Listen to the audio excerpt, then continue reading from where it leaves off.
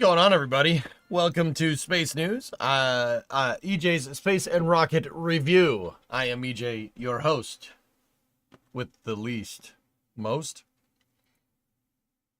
I hope you enjoyed the opening music. How's everybody doing today? I have to get some links up in here. Let's see. Yeah, that's good news right there. All right, we'll share that. Hello, Captain. Oh, hello.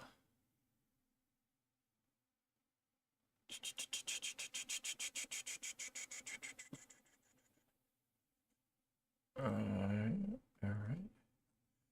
Going there, we're going there. I don't know if you covered this, but this is a KSA update from earlier in the week. Yeah, we did. I did cover that when they released it on the Discord. Yeah. Bringing in some, you see that team of people? That's pretty good, man. Yeah, ever slight robot romp.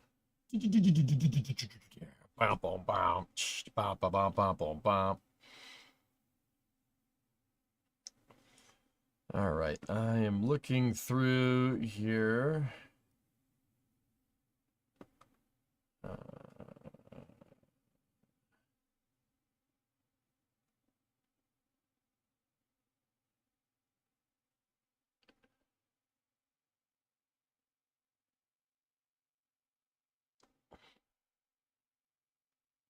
I'm just trying to find all the links.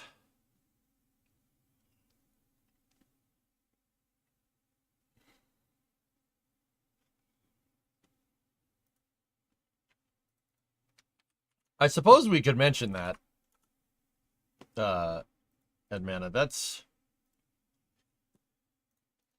strange news.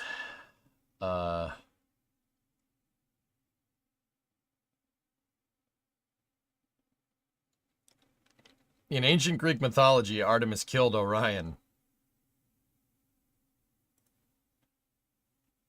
Oh, yeah? It's weird.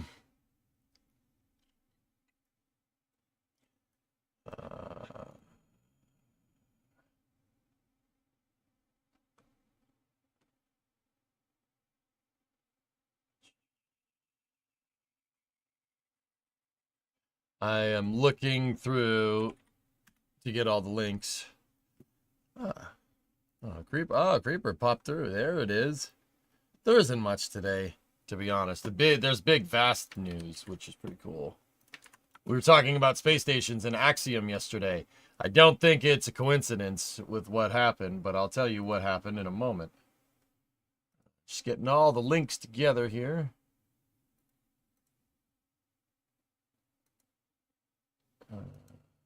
Oh, yeah, there's also the Ariane space news.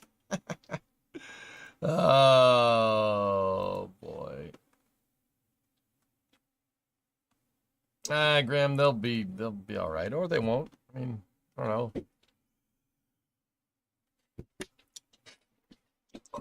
Okay. Discovery. Hey, Joff, how are you? Motorkid 105, month resub, 105 months. Lots of L's today. No, there's a couple W's. So we'll start with a curious. Oh wait, where did it go? Yeah. Okay, there it is. We'll start off with a curious thing here. Estes rockets, and this is more for the old school viewers. Estes rockets came out the other day with a Kerbal Space Program themed model rocket that you can fly, and it comes with a Jeb figure.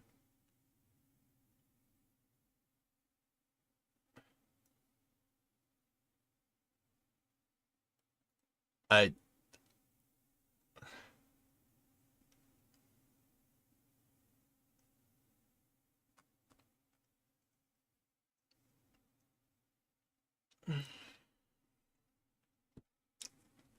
don't know how to feel about that, but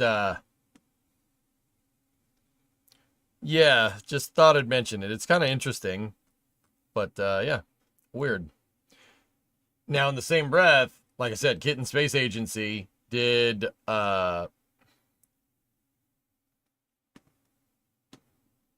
You should check Space Coast Live right now.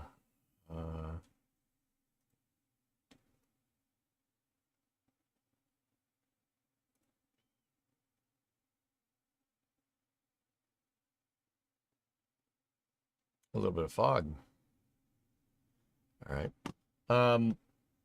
So, meanwhile, Kitten Space Agency hired a math PhD as a computational scientist. Welcome, Zach, as a computational scientist, and Stefan, who's previously a senior flight software engineer for Falcon 9 as a programmer on their space game.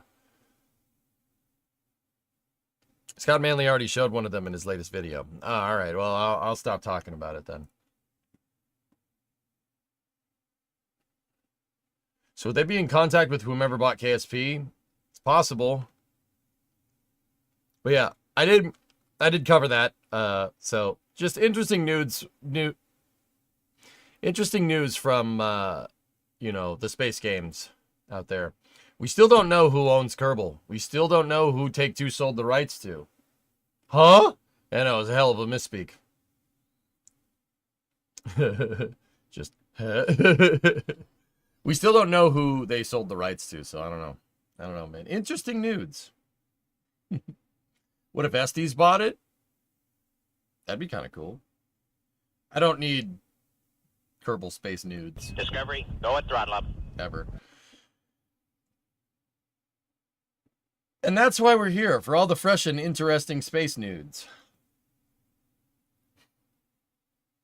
I showed you my rocket, please respond. Take-Two sold the intellectual property for Kerbal, yes. They sold the rights to the game to somebody. An anonymous sale. And then it was right, so interesting thing, Alex, it was right before the election, and on November 7th, the Kerbal Space Program account tweeted as a joke that the president-elect has selected Jeb as the NASA administrator, as a joke. And a lot of people didn't find that very funny. A lot of people didn't find that very funny. They deleted the tweet. That's the only Kerbal news that we've had. Nothing. Everything else is just radio silence. So, Rook bought it? No. No, Edmena. Please clap.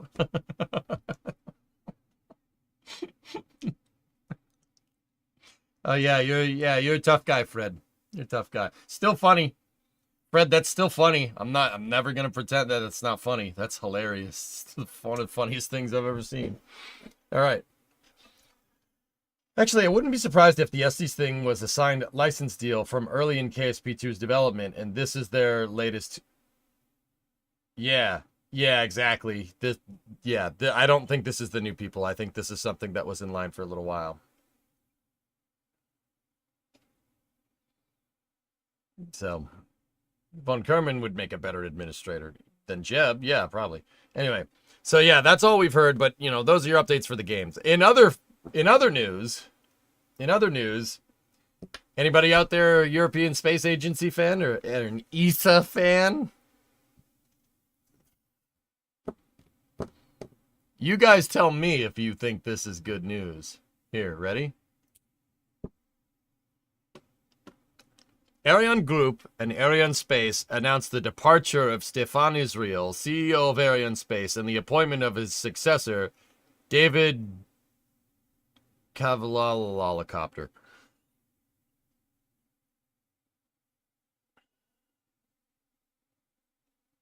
Yeah, Aquilix, yeah, exactly. Yep. So Stefan Israel, who's been the CEO of Ariane Space for the last 11 years, stepped down. ESA Control Center in Darmstadt, Germany, is about 150 kilometers from your house. Nice. Cavallos? Is that horse in French? We'll just call him Dave Horse. It's fine. Haven't even heard the ESA news and I live in Europe. Well, There you go. Stefan Israel, CEO of Arianespace since 2013 and member of the executive committee of Ariane Group since 2017, will leave the group on December 31st, 2024 to pursue a new career opportunity in January of 2025. David Cavalloles.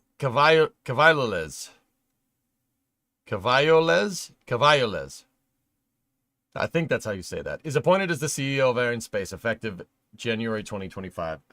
Further. I don't know, man. I don't know.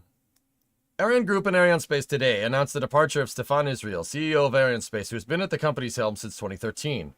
Stefan Israel has played a key role in developing the Ariane industrial cluster with the Ariane 6 launcher and transforming Arianespace, which became a subsidiary of Ariane Group in 2017. After consolidating the Ariane 5 Vega and Soyuz launcher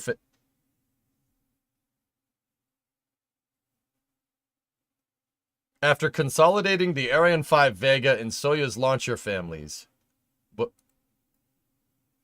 Oh, that's what you did with that, huh?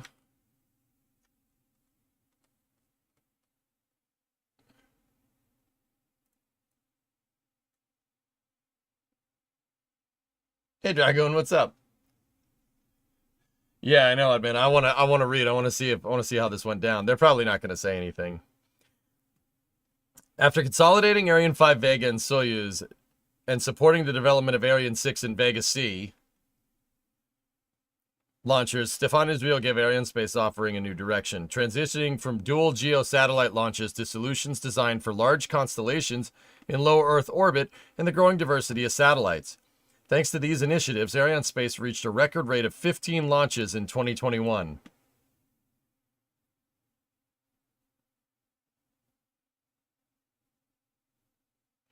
While taking orders for 30 Ariane 6 launches and 15 Vega C launches. Since April 2013, Stefan Israel supervised 108 launches, including recently the emblematic James Webb Space Telescope mission for NASA and the JUICE probe, the Jupiter Icy Moons Explorer, for the European Space Agency. Martin Sion, CEO of Ariane Group, said, "I sincerely thank Stefan Israel for his invaluable contribution to Arianespace and Ariane Group over the last few years. Stefan has supported Arianespace through major milestones from the height of Ariane 5's success to the first flight of Ariane 6. He also worked hard to transform Arianespace in line with Ariane Group. His track record reflects his strategic vision and his ability to gain global recognition of Ariane excellence."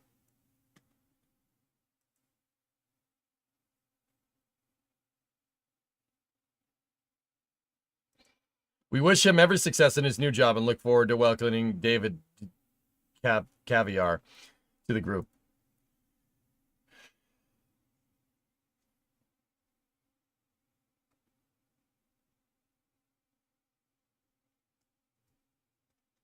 Yeah, I know, I know. Every day I've spent since April 2013 writing this chapter in the history of Arianespace has been a great honor and an extraordinary human adventure.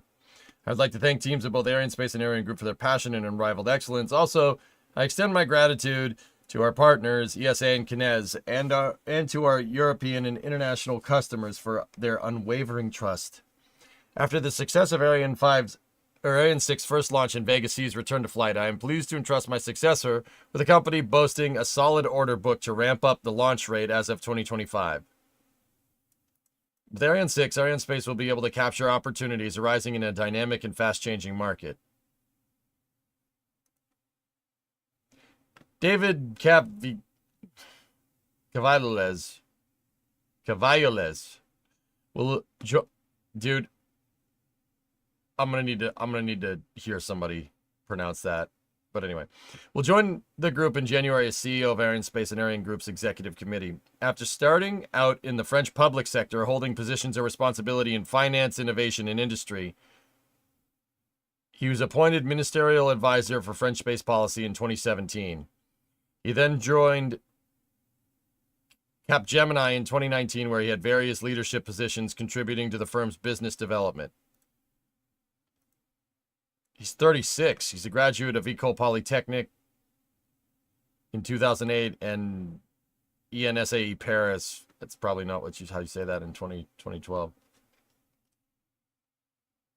Cavallol. Guy's only 36, dude. He's my age? There's people my age running space agencies. Oh.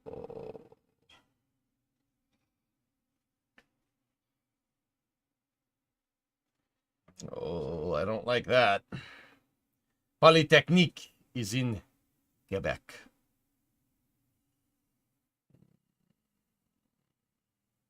Don't compare yourself to others. It's a trap. No.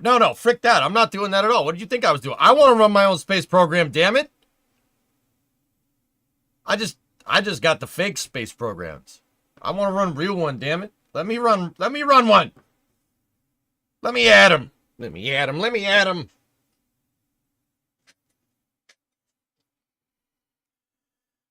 Call up Rook. Let's go. Yeah, right. All right. Well, just as I thought, this basically doesn't give us any information as to why. But, yeah, we'll probably never hear about why. But I don't know, man. Just Stefan Israel said some stuff about launching things into space a little while ago that I was like, what planet do you live on? Because what you just said is not how the industry works at all. But anyway, how old are you? How old do you think I am?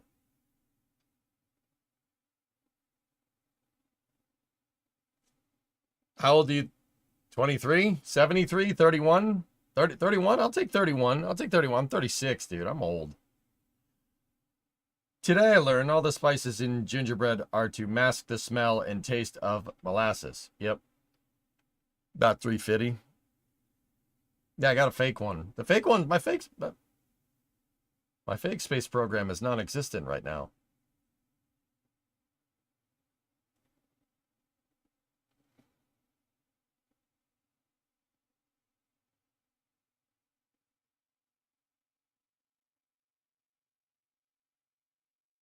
There's a Russian spacewalk going on, Ben. Yeah, they're wrapping it up. Sometimes it even seems like you're 5. It takes one to know one. My fake space program was canceled. It kind of was, wasn't it? Yeah.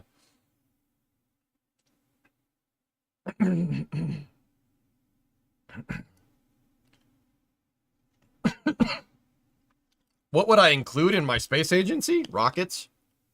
Yeah, rockets.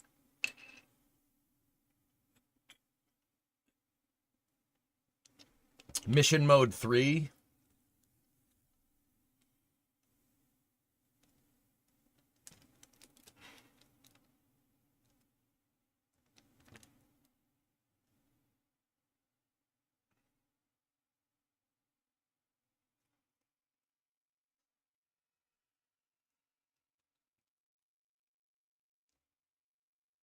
Think about it.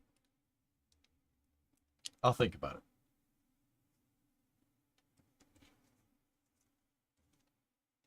I'll think about it.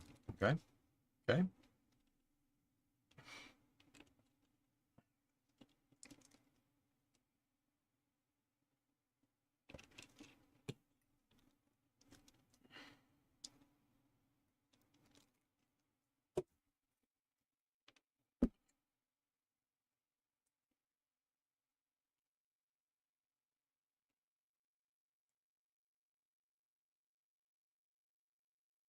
You'd probably get licensing on a linear aerospace and make a new venture start with LNG instead of hydrogen if I was going to take a serious guess at it. Okay. All right. Aqualux. Two things. First of all, frick you, you're absolutely right. And I don't like that you're absolutely right. That means I'm becoming predictable, and I don't like that. But frick you. 2, I'm taking you with me, you dick. I'm gonna need somebody to put this thing together. So you're coming with me, jackass. You're coming with me, buddy. Better prepare to move to Massachusetts, all right? Because that's where we're doing this.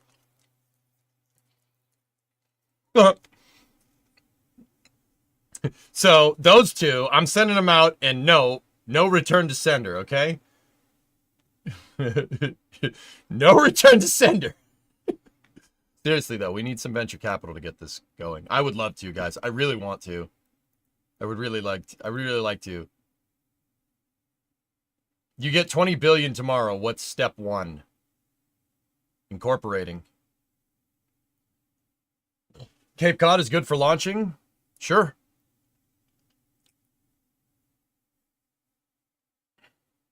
Turn Nantucket into a spaceport. Oh, okay. All right.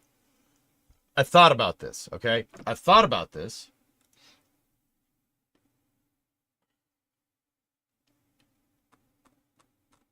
Incorporate. I already have a good accountant, dude. Don't worry about that. Okay, I've put thought into this, okay? So, here we go. So, this is Cape Cod. It's Massachusetts. We're 41 degrees north here, right? More or less. Boston is 42. But I've looked at all the spots that would make a good launch site. The best spot I can come up with is out on the sandbar right here, which is not necessarily the best spot for a launch pad because it's a sandbar and it gets absolutely obliterated with storms. But also, the best spot that I can think of is in Chatham right here.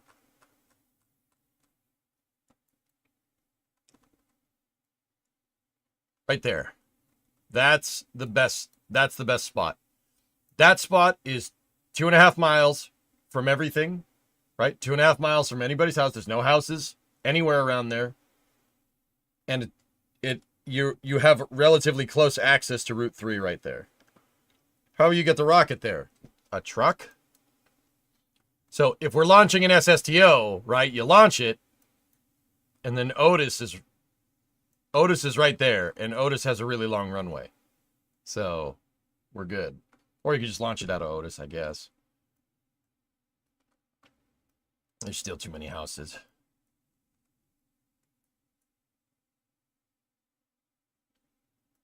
Polymath Rocket. I was planning on calling it Plymouth Rocket Company because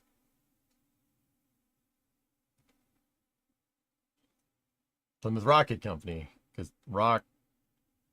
It's an awful name, I know, but I love it.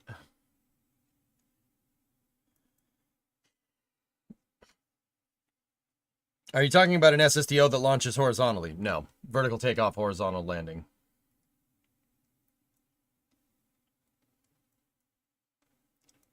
Oh, there you go, Bob. Make your first mass simulator a rock. Yeah. Yeah, that's right. You need a machinist. All right, well. And the first vehicle will be called the Plymouth Prowler. Yeah. Yeah, that's a good idea.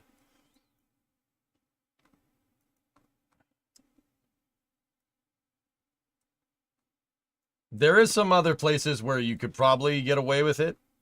There is an old tracking station out on Cape Cod.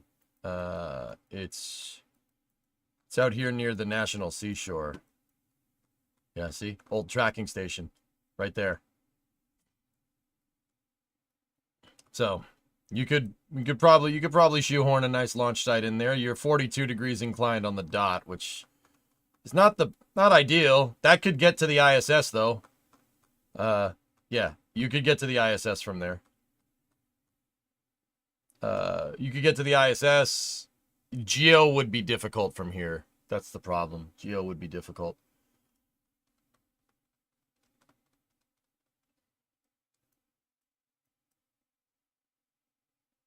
Or you can be blue shift at buying property at Loring and launch from your backyard. Yeah, but that's all the way up there. Loring's all the way up here, dude.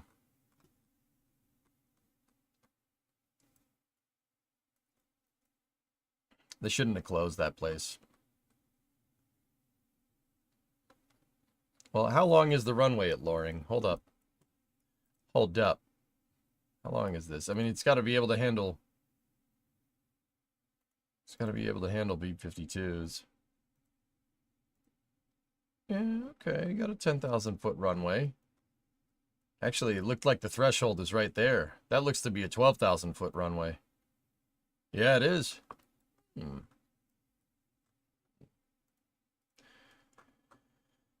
Definitely enough facilities here to get it done. We'd need a launch pad, though.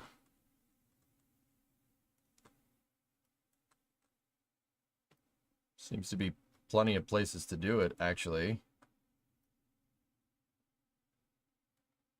This was a B-52 bomber base during the Cold War, guys. It's big. Very big facility.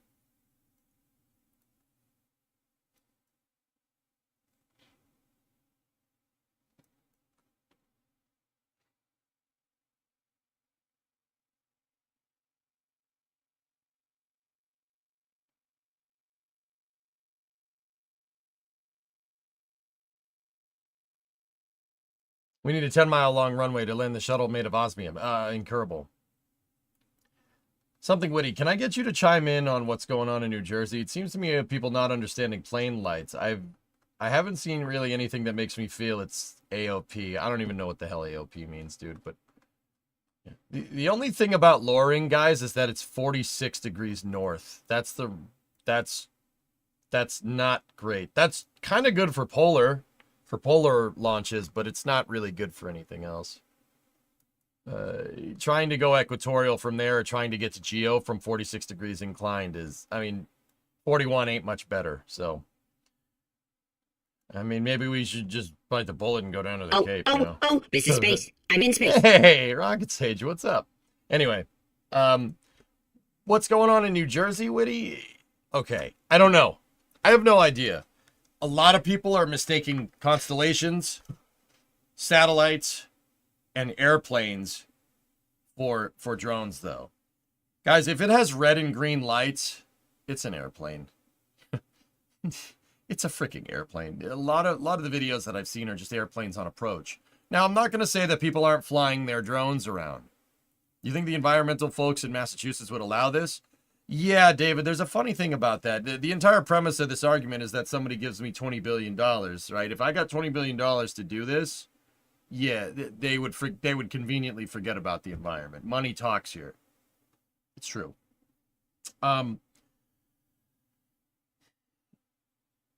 They would forget about that. They're like, I'm not going to sit here and even pretend like that's how that works. They wouldn't care. The governor of Maryland reported the constellation Orion. Yeah. Now, here's the thing. Are there people flying drones around? Sure. Do I know what those drones do? Nope. No idea. Here's the thing, guys. You can fly whatever the heck you want below 1,000 feet. And it could be anybody. That could be anything. That could be anything. That's like standing on a highway at night and saying, oh, I saw something with lights pass me. All right, there's a lot of things that are road legal on a highway, you know, like you can rule out a couple of things, right? Like it's obviously not a fighter jet, right? Like if you saw a Formula One car zipping down a highway, you'd be a little confused, right? They don't have lights, but you get what I'm trying to say. They are drones. They're not aliens. It's drones, whatever it is. Somebody's dicking around with drones, but that's the thing. It's totally legal to do that. It's not anything weird. You can fly around anything up to 1,000 feet. Like anything. You could fly a tuba around. You could fly a drone that's shaped like a tuba. And you could fly your tuba around. And it's totally legal. If you go above that, though, that's when the FAA goes, hey, it's me, your friend, the FAA. What are you doing?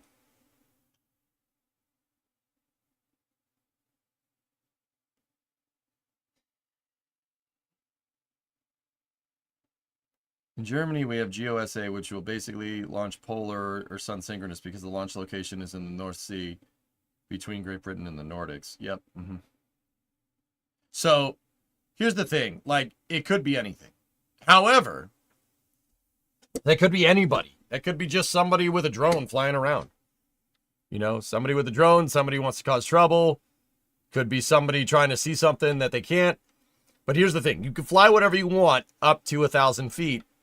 But also, the second you fly into a flight restricted area or an airspace restricted area or a TFR, you're going to get in trouble.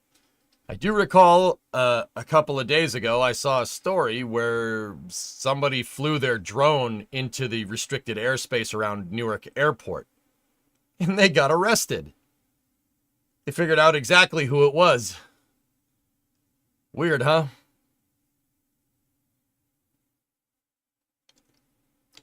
So, they did catch 3 guys in Boston flying drones in restricted airspace last week. Yeah, it happens. Yeah, so, I mean, guys, they could be anything. It's probably just somebody flying around drones just to cause a ruckus. Or it could be somebody spying on something. I don't know. Could be anything. Point is, it's not aliens. They're not. It's something we made. What's your over-under on red teams trying to check our vulnerabilities? Could be. Man, it's possible. I don't really know enough about that to say yes or no. The Liberty Prime in me is saying that that's exactly what's going on. Glass. Democracy is not negotiable. You know.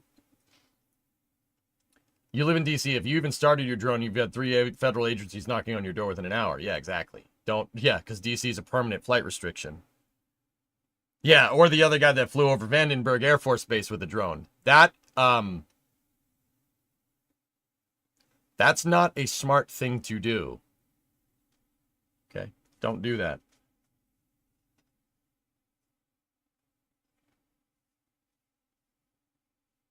Yeah, with that being said, there are drones that fly higher. They require registration with the FAA. Those are the bigger ones that you see. There's ones that they use for like movies and stuff that are like the size of a car, for like hauling around an IMAX camera or something. If it's registered with the FAA, yeah, it can fly wherever it wants. Like,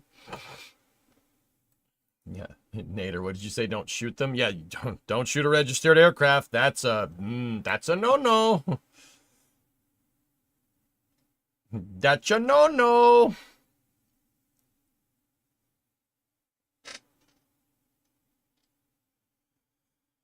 NSF had to be careful today with the drone. It got too close. Yeah, David, it had to fly. Anyway, yeah, well, okay. There's that whole Plymouth Rocket thing. That would be cool, dude, but I don't know. I don't even know how to make a pitch for venture capital. I have no idea how to do that. If anybody knows how to do that, call me. Call me, let me know. So, there's that drone that NSF was operating basically needs to stay below that line. See that right there? Stay below that line. Don't fly any further than that line. You go this way, cross this line. You're going to piss somebody off. I'm not saying who. You're going to piss somebody off. We'll say the Space Force and we'll call it a day. How much for your soul? Nah, that does not have a price. Ooh, nice gas station. See that? We gotta do that in workers, by the way. Gotta do that in workers and resources.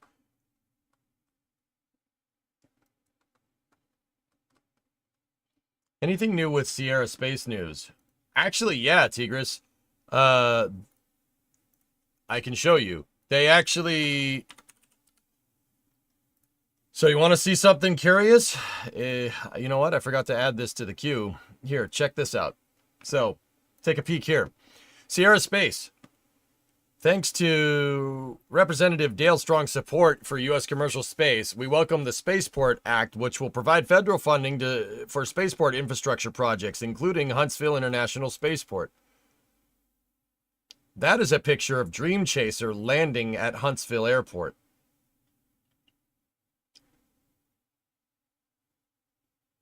Interestingly enough.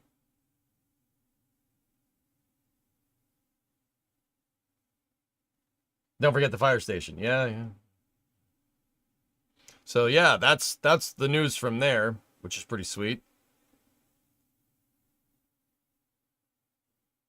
I just started the workers campaign. It's a better tutorial than the tutorials. Good for mission turnaround. Yeah. Pretty cool. All right. Here's the real big news for the day, though. Vast. We were talking about space station modules in yesterday's Space News. We talked about Axiom and how there are potential low Earth orbit. There's a potential for a stopgap for low Earth orbit. Like Axiom is a little bit behind on their modules and had to change their assembly timelines to better coincide with the ISS's disassembly. I don't think it's a coincidence that we were talking about that yesterday and how that could potentially introduce a shortfall, like a gap where there's no destination in low Earth orbit for any NASA astronauts to get to. Because the plan is, after the ISS deorbits, to have commercial destinations. I know this because NASA has a program called Commercial Low Earth Orbit Destinations. All right. VAST here is one of the companies for CLEOD, for short, Commercial Low Earth Orbit Destinations. And we saw that Axiom had to change their assembly manifest here to get a free, independent, free-flying station. And today, VAST announces a deal with SpaceX to launch 2 human spaceflight missions to the International Space Station. There you go.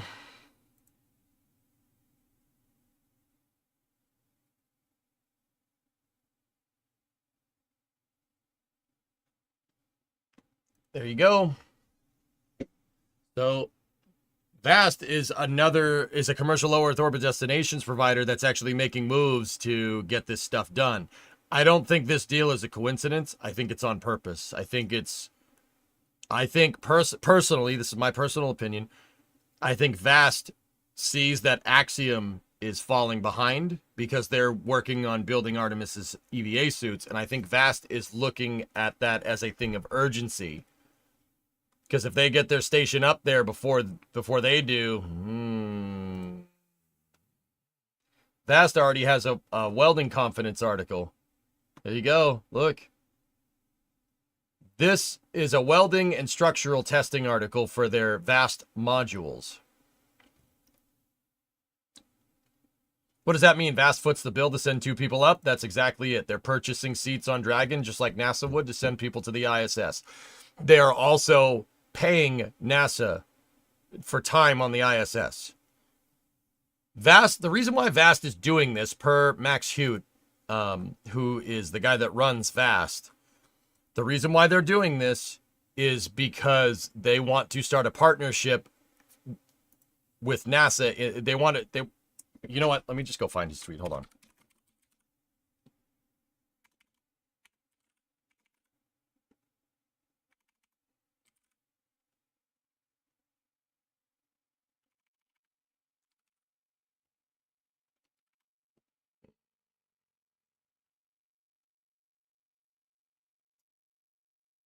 Where the heck is it?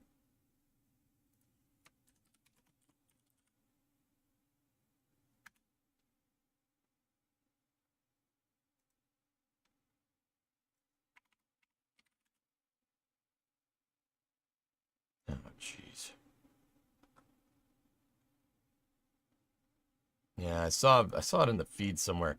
They're starting to open up learning how to work with NASA. That was the gist of it.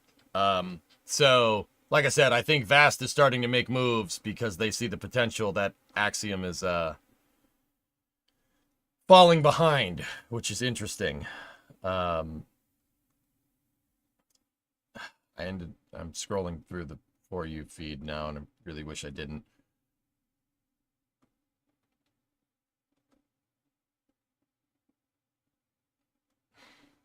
I'm trying to find it now. I saw it today.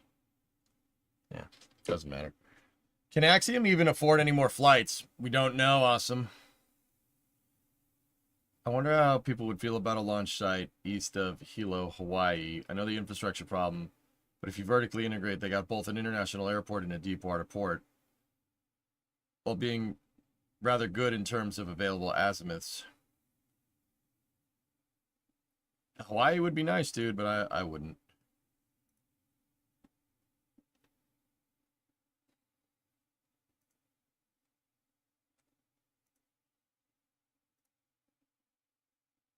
I'm trying to find it, but I don't know. I'm gonna find it.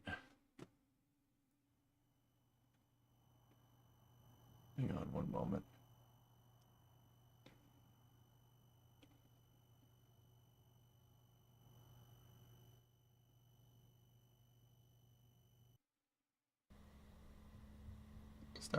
Starbase Live. There we go.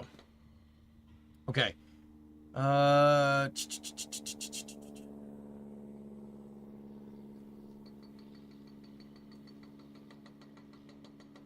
There's some guy. Jackhammer. Thoughts on Electro Boom? I don't know what that means.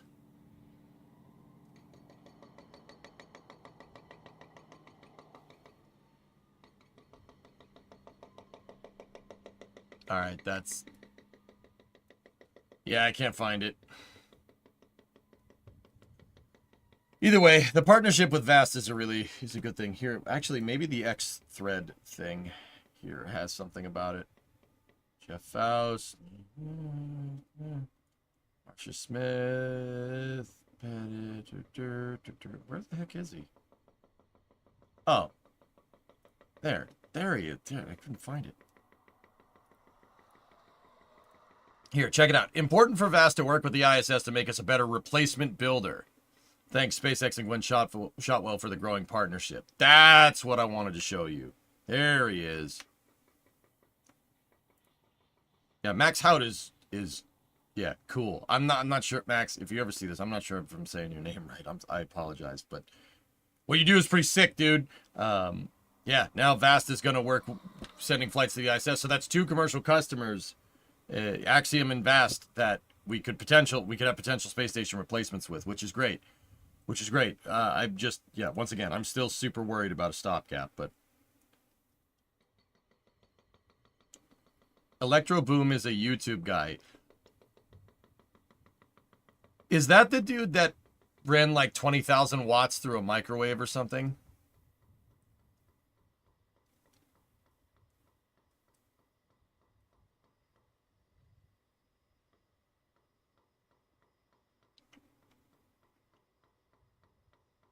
No, that was Styropyro. Oh.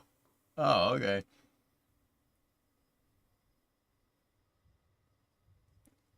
He does electrical engineering in a comedic way.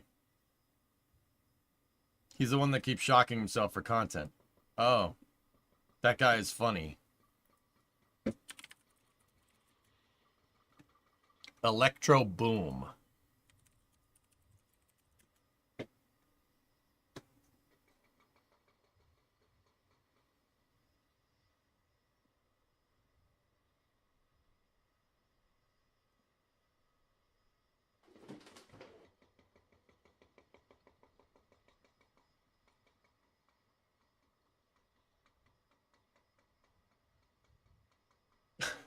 What? What? What?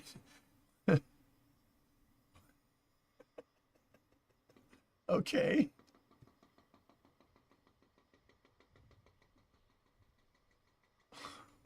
What the hell? Oh my goodness. Oh, this video will give you a good start. Yeah, I can't click on that, dude. It'll get claimed. Okay. Oh, okay, man. You never heard of Electro Boom? Guess not.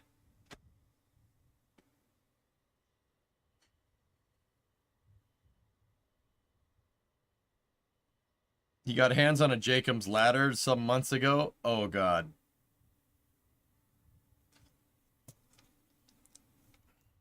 Rollout got posted for 21st and 22nd, says Massey's. Hope it goes to the pad and said they have lied sometimes. Yeah, about the destination. Yeah.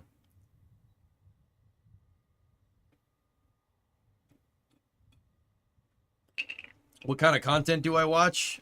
Cars, cranes, and guns?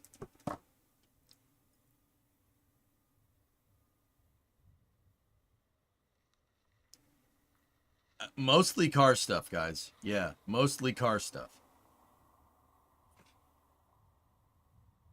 Spaceflight is my passion. Cars are my hobby. Because I'm not getting a Raptor engine in my garage and wrenching on it and getting it running. If we could do that, I'd be doing that. So, cars scratch the itch, the mechanical itch. And it's not a rocket engine, and I probably won't die. Probably won't die working on that. I hope that statement doesn't age poorly. But you get the idea. Not with that attitude. Yeah, I'll probably just drop things on my head. Don't worry, I got a hard head, so it's not a problem.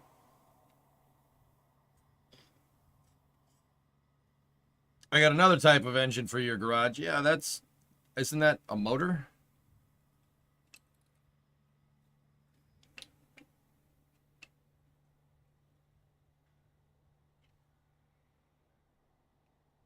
Listen, I'll figure out how to get you one.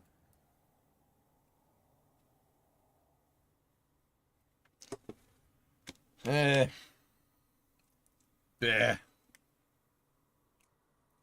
Anyway, let's keep going.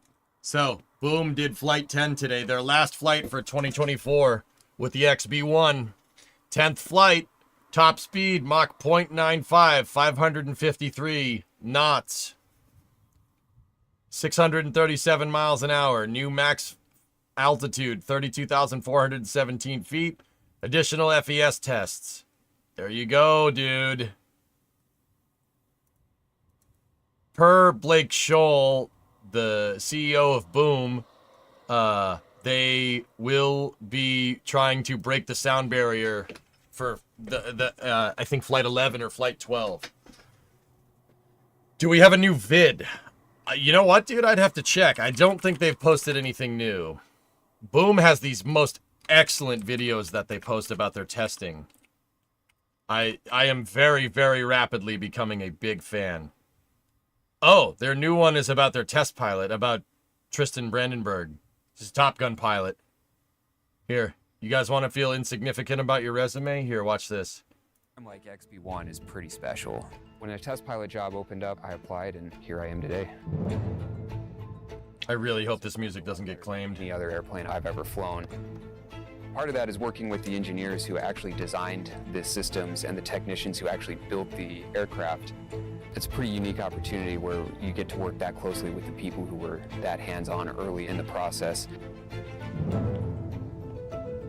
A lot of preparation goes into each test flight. We're looking to incorporate the best practices to ensure safety and efficiency. We'll run through each test event at least twice with the entire control room in the simulator. In addition to that, I'll probably run through it 5 or 6 more times on my own. Oh, that sim is sick, so I've got dude. a pretty good idea of what to expect. Yo, that sim was awesome, dude. Oh, man. Much of the flight test day comes from the days prior where we're preparing for the event, getting to understand the systems that are under test. Dude, there was a sick shot of the FES starts in there. I want to pretty show early that to you with guys. a brief where we finalize the plan, go over exactly what everyone's role is and how we're going to execute the test in a safe and effective manner. From there, we go out to the jet, go through the pre-flight inspection, normal procedures, taxi out to the runway. Oh, man, that take plane's off, a looker, and then we're dude. into the test event.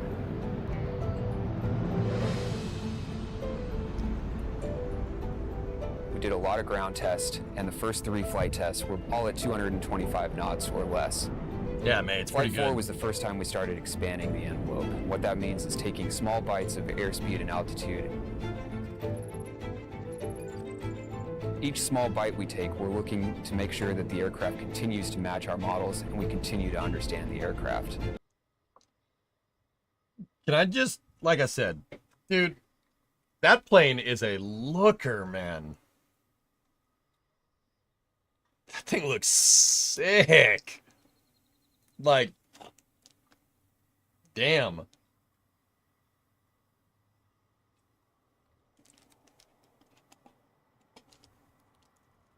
Pretty cool, right?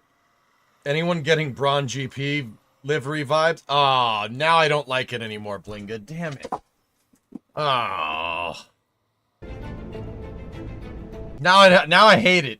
Now I hate it, man. Why'd you do that? XB1 is the first independently developed supersonic aircraft. I am not an F-104 guy, double take. F-104s will kill you. This thing has, look at the deflection control authority there. This thing is actually controllable when you go to land it. Also, Stratolaunch 747 in the background. F-104s are death traps, dude. Death traps. This thing, not so much. It is a looker. That is a nice plane. Developed it. It does on our kind of own, land like and an I'm very F-104 excited to though. be a part of the team that gets to take it supersonic. My name's Tristan Brandenburg, call sign Geppetto, and I'm the chief test pilot for Boom Supersonic. He's a Top Gun pilot. Yeah. Navy fighter weapons school. That's not what it's called. Yeah, he went. He's a Top Gun pilot. They didn't say, but whatever. You dare say that about one of Kelly Johnson's planes, dude? That plane was a piece of snot.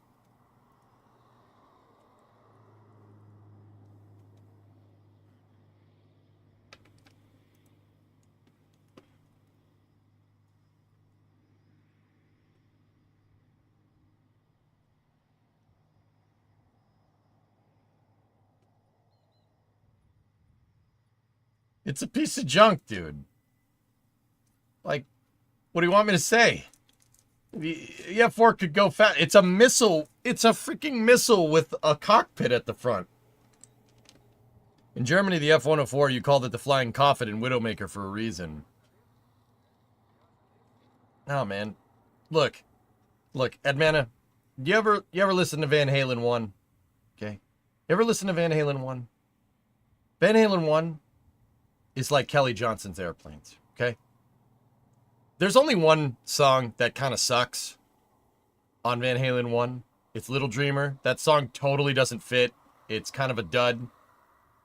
It's definitely not like Jamie's Crying or Running with the Devil or Eruption, right? You know, or On Fire.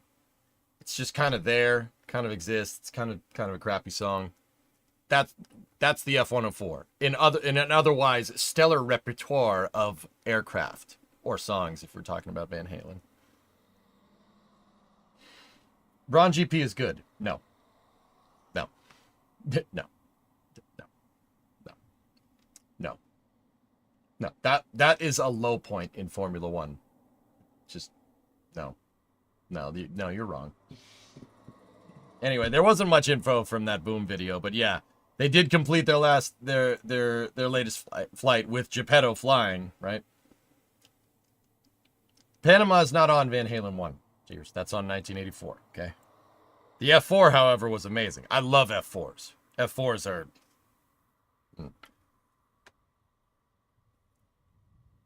I don't know about the plane, but the pilot, it's nice for the girlies. Thanks. Yeah, no problem, Pat. Yeah, no. Geppetto's definitely a handsome-looking dude.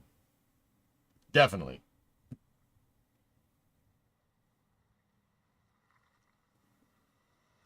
I was out of bed. How far did I get on the truck? My mic base station I forgot to charge, so the battery went out before we finished the job. We'll finish it tomorrow after the Electron launch. They built 2,578 F-104s. Yeah, export. It was a big export fighter like the F-5. Germany used them. Greece used them. Turkey used them. There's a lot. David Lee Roth or Sammy Hagar. You know what, Kevin? I don't mind Sammy's stuff. I really don't. But the Van Halen that I find myself listening to the most are Van Halen 1 and 2. Well, Van Halen 1, 2, Diver Down, Women and Children First, and 1984. That's the Van Halen I listen to more. I don't hate 5150. I don't hate OU 812. Foreign Lawful Carnal Knowledge. Those are pretty good. Those are pretty good albums. They just got a little too ballady for me. Love walks in. I don't like ballads. I really don't. It's cringe. I don't know. They just don't. It doesn't do it for me. You know? But there are some bangers on 5150. Like 5150 is an amazing song. And Dreams, obviously.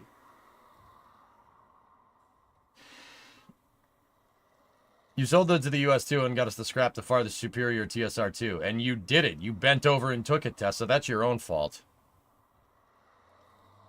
So, I find myself listening to more David Lee Roth era.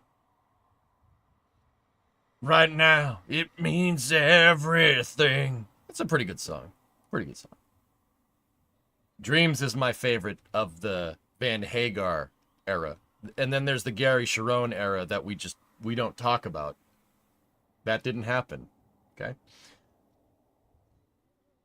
Fair Warning. Oh, yeah. Fair Warning. Yeah, that's a good one, too. Ballads is where the money was. Yeah, I know. But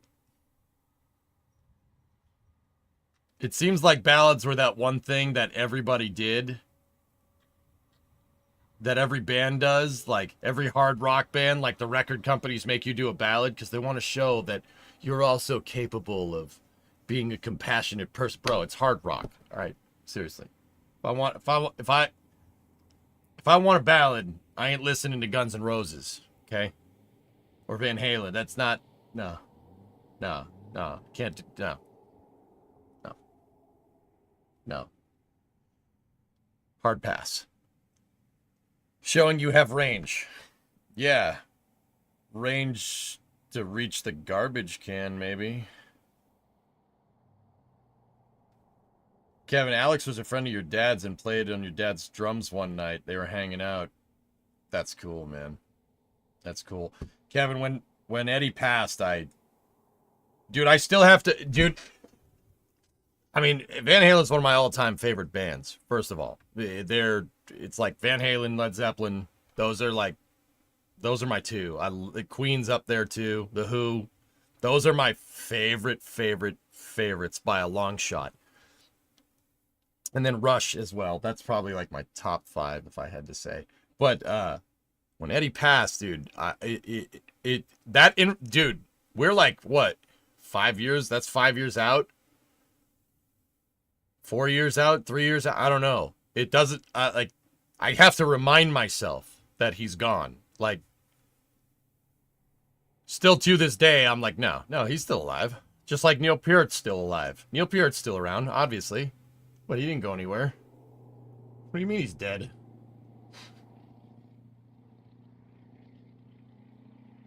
You couldn't listen to him for a year? Bob, it was such... that was the first time, like, a celebrity death, like, screwed with me so much. I was like, oh no. And then I came around full circle. I'm like, wait, what? What do you mean? No, he's not. I listened to him this morning. He's fine. You know, like... you know, Neil Peart isn't dead. He's still alive. I just listened to I listened to Red Barchetta the other day. Like, what are you talking about? You know, like, MCA, yeah, man. Eddie Van Halen's not dead. He just went home. Legends never die, kid. That's right. That's right. Yeah. It was like, what Granny Mahar. Grant's not dead. What are you talking about? That didn't happen, right? Yeah, that was one of those things where I'm like, wait, what? I have to constantly remind myself that he passed away. I'm like, huh. Wait, that happened? No, that didn't happen. You're staring at several Rush posters at the moment. Billy Mays. Bon Scott did that to you? Bon Scott. That's a little bit before my time, but Bon Scott era AC/DC is great. Fantastic. Not that Brian Johnson is bad, but yeah. Is Michael Jackson dead? Yeah.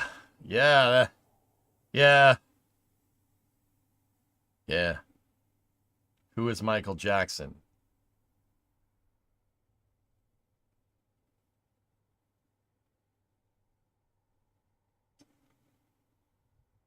Okay. Morton, the XB1 is a fugly plane. Really? You don't like it? I think it looks sick, dude. That's a sweet looking plane. What are you talking about, man? All right. If that one doesn't do it, what about Overture? That's what the XB1 is testing for. You think what about the Overture? Overture looks pretty good, right?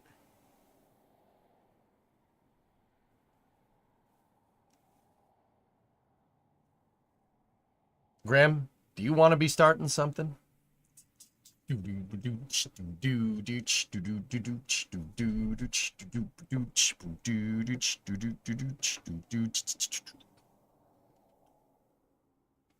you want to be starting something. Got to be starting something.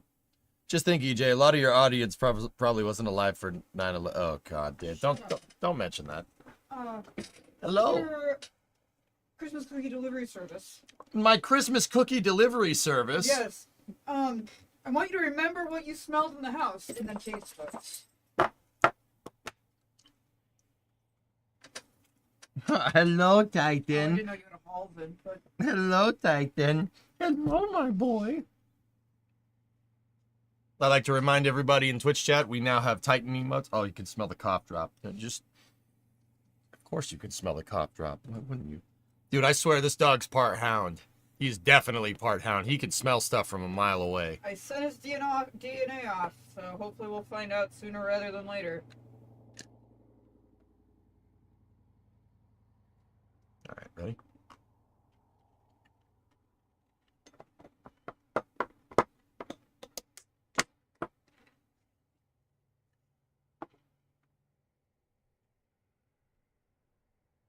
Doesn't make any sense. The only thing I added was cinnamon and ginger. It doesn't make any sense. Why does molasses smell so bad, chat? And yet taste so good?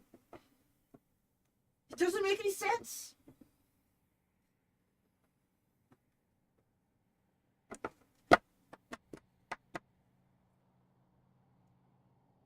Hi. Here, you want a little bit? Want a little bit? I don't know if he can. Yeah, it's just a little bit. It's not going to kill him. There you go. It's a good boy. You love the smell of them?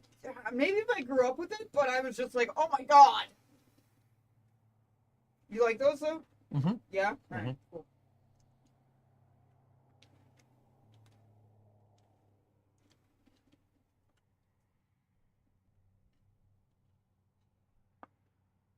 It's like these sticky cheese. I don't know that they're technically ginger snaps, so they're molasses and like 2 teaspoons of cinnamon and a teaspoon of ginger. I don't know. I found the recipe online and decided to try it. Yeah, fish must smell good bad, but stir fry, amazing. What Leatherman do I have here? Oh. I gotta go because I still got some in the oven, but Okay. It's a Leatherman Surge. that was his wedding gift from Brimo. Yep. Hey, buddy. Thank you for the cookie delivery service. Of course. There will be a second cookie tonight, but it might not be delivered. It might be you have to come in and get it. All right, that's fair. Yeah. Remo, you should try Oh, is that like a German cookie? Michelle Pfeiffer Booster. Okay. Shell Piper. Got it. You know, I looked up like Italian cookies to make. So I was like, oh, maybe I'll make cookies for my husband's Italian family. And then I was like, You got to make biscotti. I'm going to make them wrong. Yeah, probably. And I'm going to steal your mom's thunder, so I couldn't do it. Italian women. What are you going to do? What are you going to do? Peppanusa? Parfignugan? Those are ginger snaps. You have to try them in coffee? Interesting. Interesting. All right. Well, I got to go because I got cookies in the oven. Bye, chat. See you later. Arrivederci. Ciao. Okay. Buonanotte. Buonanotte. I have 400 days in Duolingo, and I couldn't remember how to say goodnight to you. So how effective is Duolingo, really?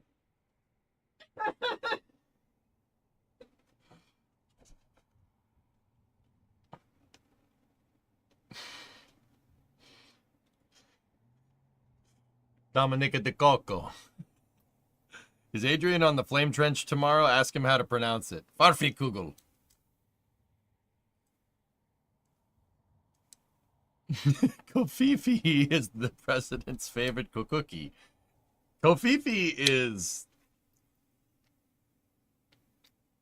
I still call it that, dudes. I still call coffee Kofifi. And I always say China because it's funny. Not trying to make any statement there. Just China. Sorry. All right. Anyway, how's the overture? Overture is pretty funny in a awesome way, I think. If we're back to looking at airplanes, your personal favorite is the Pipistrel Panthera. Oh. Have a pot of coffee ready when Brimo comes back with more. Nah, I'm good. Morton, are you still out there in YouTube chat land? What do you think of Overture? I think Overture's baller, dude. That's a sweet looking plane. China. Kofifi. Concorde, but with off-the-shelf parts. Yep. Gorlami. Excuse me. For me? Gorlami. Margaretti. Anyway, all right, I'll stop. Kofifi in China is such an Austin Powers thing. Yeah. Margaretti. Okay. I think the Overture. I think Boom's planes look sick. Spinal. Wait. Chief, you will not have the drink. You will not have the drink.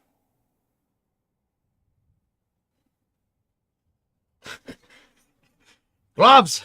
Give me the gloves and the steering wheel! What's up, buddy? With the engines under like that, where does the gear appear? My guess is that it's going to be something like Concorde. Yeah. Yeah, it's probably something like that. Speaking of, will you be a Lewis fan now? Serious, I don't know if I could do it. I don't know if I can do that, man. I don't know if I can. I don't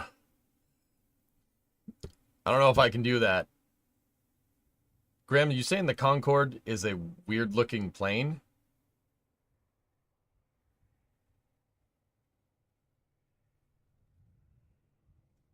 Get out of here. How dare you? My favorite passenger plane there. How dare you? 747 is basically right behind it. Guess what's in the third slot? So it's Concorde, 747, 747, 747, 747. Dylan.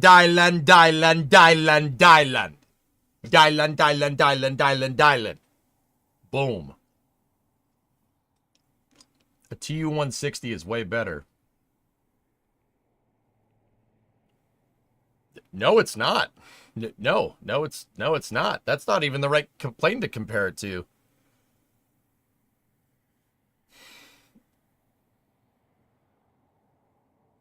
Can't see me. Oh my gosh.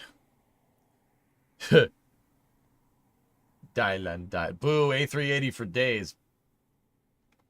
Blinga, you can say whatever you want. You can say whatever you want. About whatever you want. But there was no A380 that hauled a spaceship around, okay? You want to know why slot 2, 3, 4, and 5 are the 747? You want to know why? So it's Concorde up front.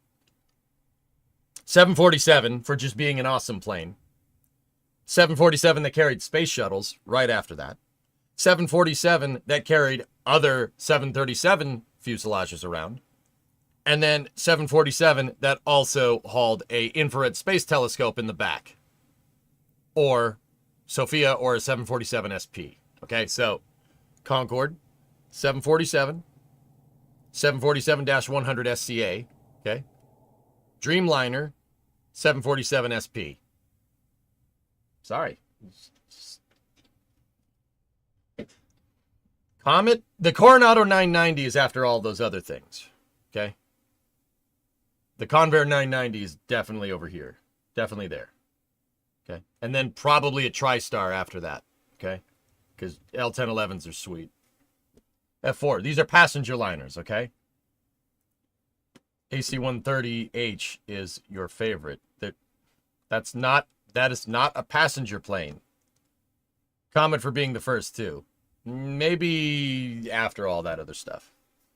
225. Not a passenger plane. Not a passenger plane. The criteria for the aircraft that I'm describing is very, very simple. The Vickers VC-10 Dragon carries lots of passenger ammo. They got a word for that, Graham. They call it cargo. David Hibbles, you flew on TriStars back in the day. 1011s are a very good plane. I like the 727. People tend to forget about them. Very fast cruise, sporty, cool wing design. 727 pilots always have crazy stories. And it has a staircase in the back. Chupcho, not a passenger plane, but the Misashishev VMT, the Atlant. I mean, all right. I'm just going to show that just because the Atlant is that's a little strange. It's a little bit of a strange looking airplane.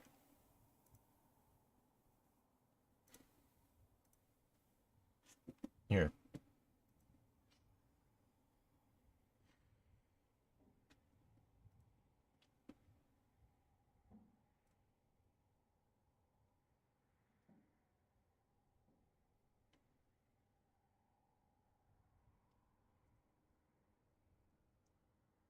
Aqualex, what is that? How are plane models numbered? It depends on the people that make them, Logan. 747 refers to the model number of the plane through the design iteration. So like Boeing, historically, they don't really do this much anymore. I mean, they kind of do, but like Boeing always had a 3-number designation. So it was like a Boeing 101, 102, 103, 104, 105, 300, 400, 5, whatever, right? So like planes that came before the 707, right? The plane that became the 707 had an internal model designation 367-80.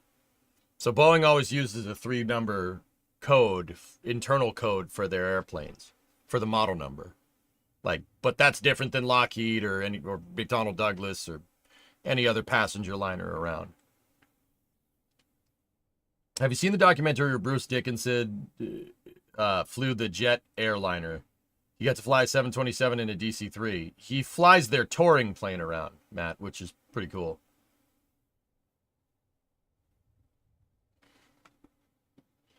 What is this thing, Aqualex? Hold on.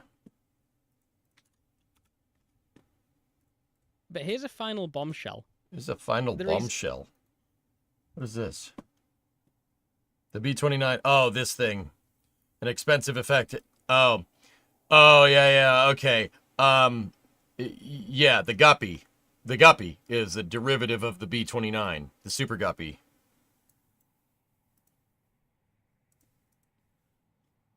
That is pretty bad. Ooh. That motor has seen some better days.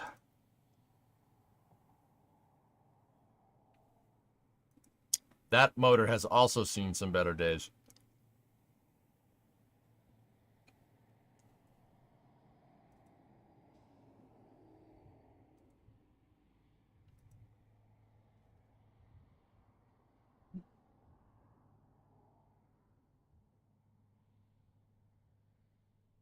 Yep. All right, hold on. What is it saying here? Right now. Can you guess what it is? It's the Super Guppy. Yeah, that's a B-29 on steroids. Yep. Fun fact.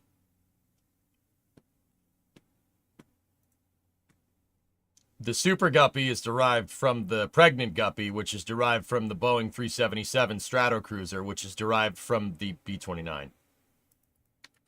Ooh. Joe, what did you get a picture of? Dude, a DC-8. Look at that thing. Oh, Samaritan's Purse. Yeah, I got you. Yeah, okay. They're still flying around a DC-8 for real?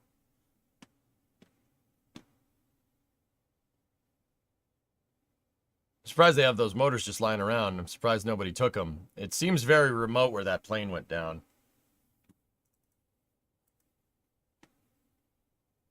Yeah, DC-8.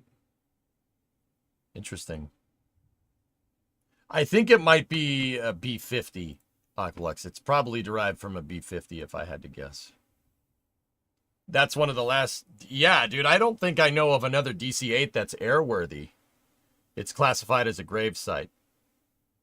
Judging by how those engines were scattered around, Tessa, that plane didn't like belly land there. It looked like it kind of. There were some DC-8s re-engined to CFM56s. Cool. Have you seen that guy's vid on Aerojet Tri-Prop? No.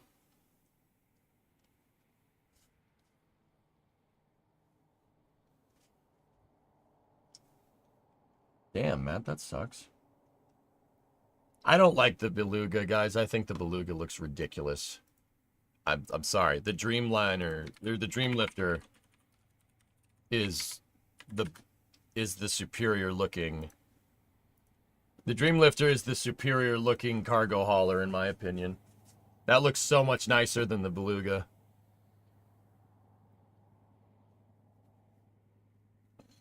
What are your thoughts on the best fighter planes that never went past prototype or never purchased?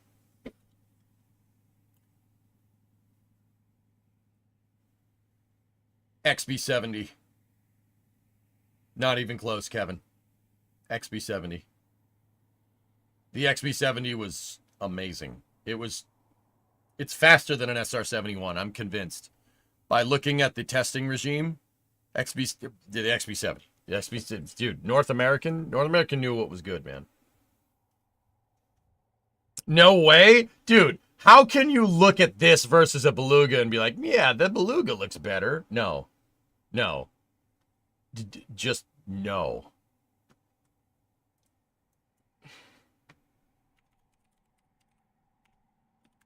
Dude, just...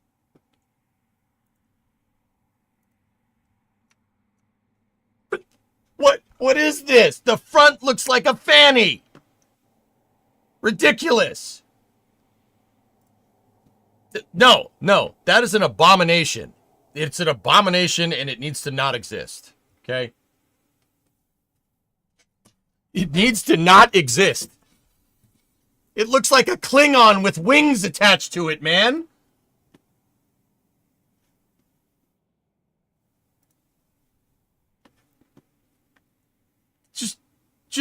Just. How can somebody look at it and be like, yeah, that looks good? No, it does not. It looks awful. I actually dislike both of those. That's fine. That's fine. Whatever. Just.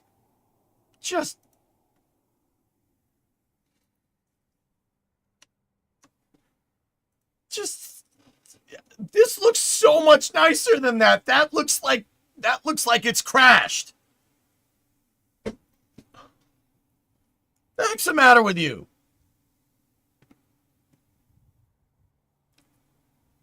It's wrong.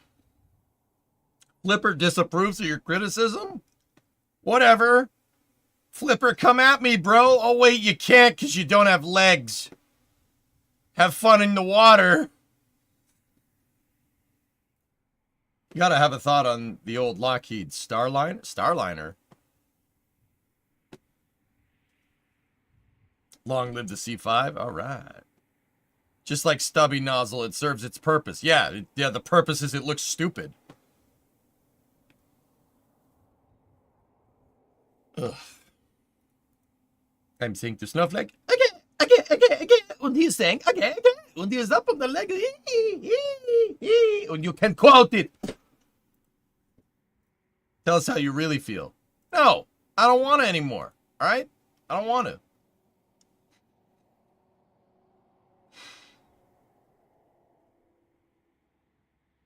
The AN-225 is the superior looking heavy lift plane. Yeah, I'll give you that. Yeah, dude, that plane was a looker.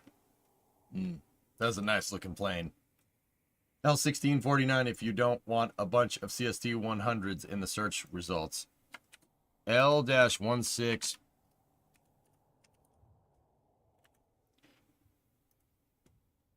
Oh, this thing. Dude, it's Starlight. It's just that's a constellation. That's a nice plane. Kelly Johnson design, by the way.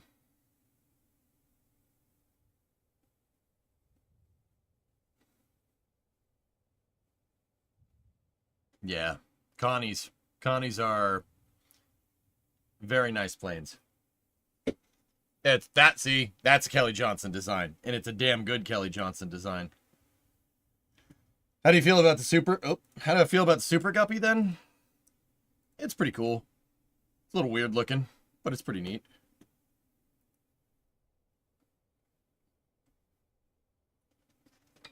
I mean, Tessa was trying to get me to talk about the de Havilland Comet. Personally, yeah, the de Havilland Comet is definitely up there.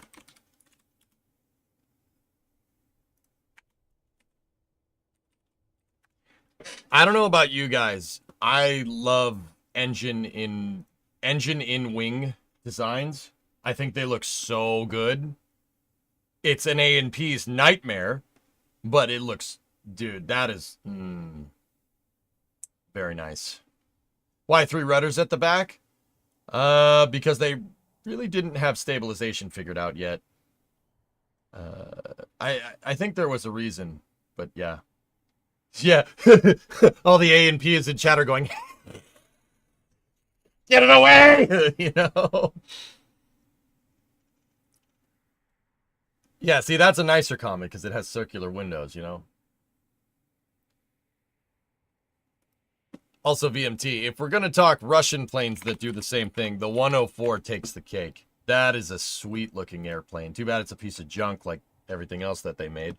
But it is nice looking. It's a cool looking plane, for sure.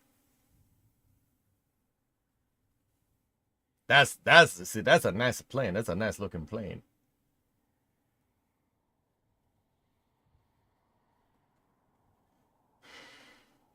I don't look at the MiG-29 and F-15 now. Those are what I like, and that's only the correct way. The Super Guppy is uglier than the Beluga, but it's because it's so short. Yeah, I guess. An AN-2. What decade do you want to talk planes about, dude? We talked about the 225, Hidgy. 225s are good. Tu-104s are pieces of trash, Matt. They're such bad planes. But they're cool looking. They're very cool looking. Very aesthetic looking plane. But also it's a piece of junk. Which brings me to one of the coolest looking planes of all time, but one of the biggest pieces of trash to ever grace the skies ever. Ever. But one of the coolest looking planes. The Tupolev 22, that actually reminds me. That plane is one of the coolest looking planes around, but it is one of the biggest pieces of junk ever. I think you'd be better off giving a lot of jet engines and flying that. That plane is sick looking. It looks really, really nice, but also, god dang, did it suck. What a piece of trash that thing was.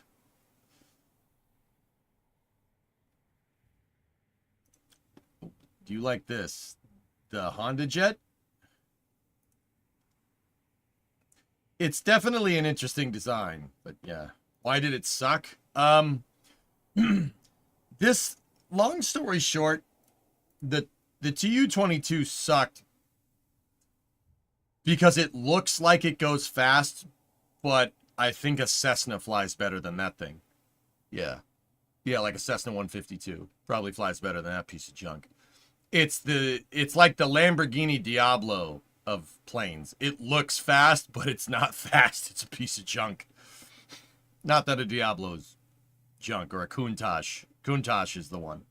It looks fast, but it's not fast. It looks aerodynamic, but it's not aerodynamic. It looks great. Look at this thing. Look at that. That is a looker of a plane. Too bad it flies like poop. Vulcan looks like it could fly fast. Yeah. B-36. The B-36 is the SLS of bombers, Graham.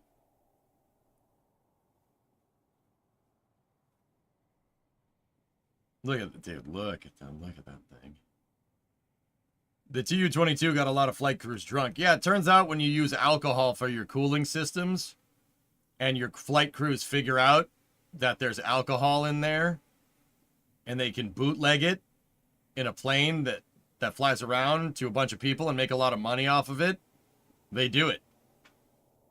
and then the plane doesn't have any cooling systems, and then it breaks, and then it crashes.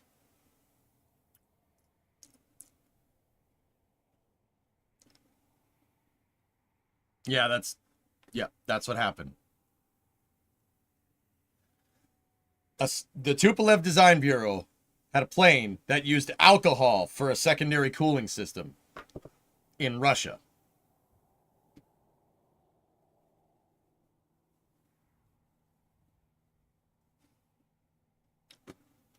That ended about as good as you thought.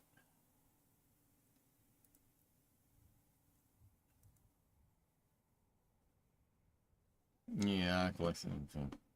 But seriously though, that is a sick looking plane. It looks awesome. It looks like something that you'd see in sci-fi.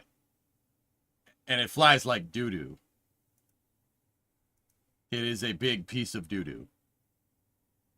It's nothing compared to the superior F4. See that thing? That thing can go faster than that thing. Like way faster.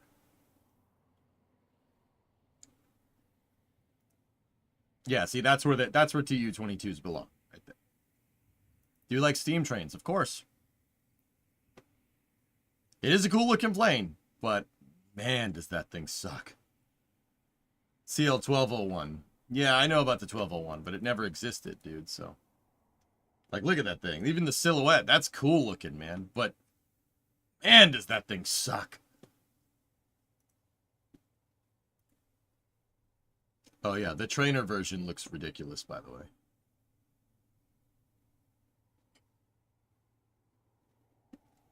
Since this is space news, how many of those go into space? None. Jack, you owned a steam train for about a year or two. Cool. That's cool, man. What kind? Your dad worked on your dad worked on the CF-105. The Arrow. Yeah, that's a shame what happened to that plane.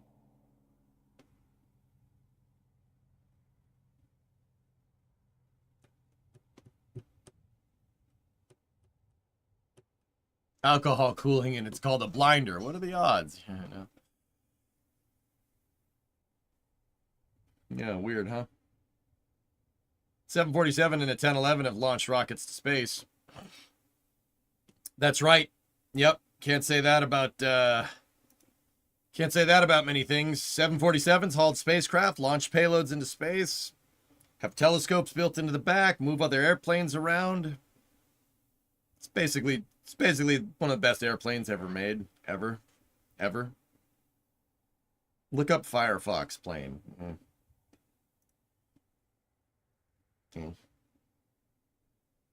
Ooh.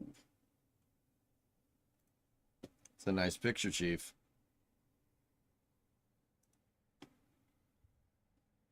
You owned oh, it's an Ajax. Look at that thing. Look at that. You owned one of those? One of these, but in gray. That's actually my granddad driving it, but that's not the one he owned.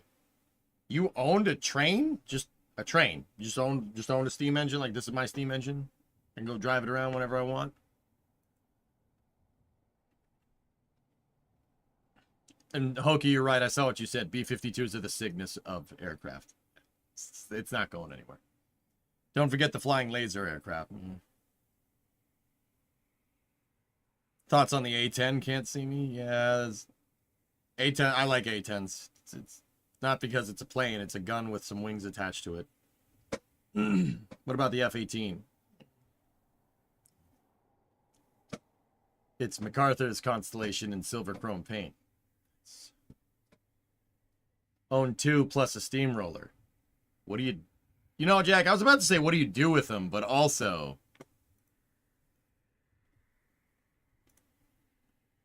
You know what? If I had a steam engine, I wouldn't need to justify owning one. It'd be like, bro, I own a steam engine. Do not shrug your shoulder at the F-18. I like F-18s, Cirrus. They just don't really do anything for me.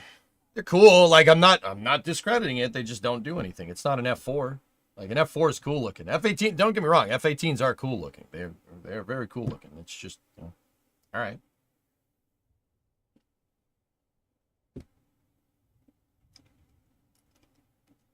One needed a whole new boiler, so it never ran.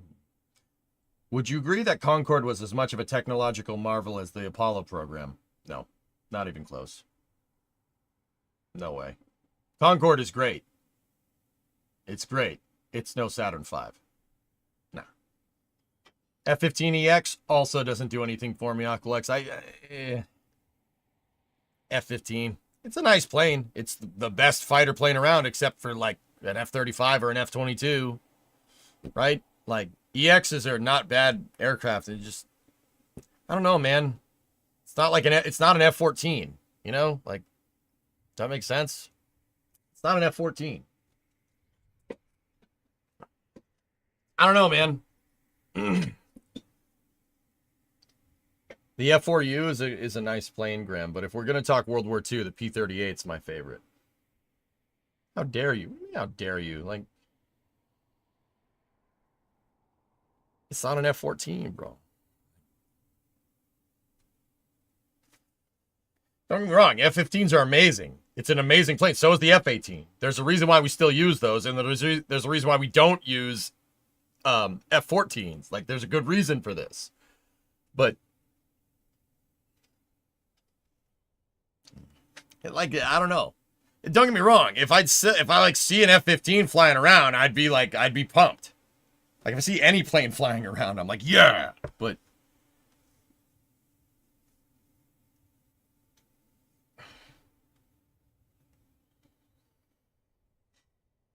F-15s are based at Lakenheath, tend to fly over my town and rattle everything. The F-15 is an amazing aircraft. I would go out on a limb and say that the F-15 is still, like, if the US didn't have like F-22s and F-35s, the F-15 would still be king. It's still one of the best planes ever to arrive, and it's also launched something into space, which is pretty cool. It wasn't in space for very long, but neither was the thing that it hit.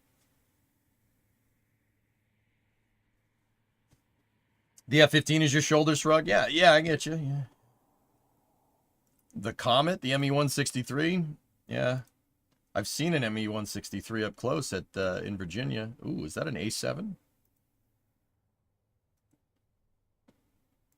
A7s are cool. I like A7s. Yeah. It's no F4, Chief, but it's still good.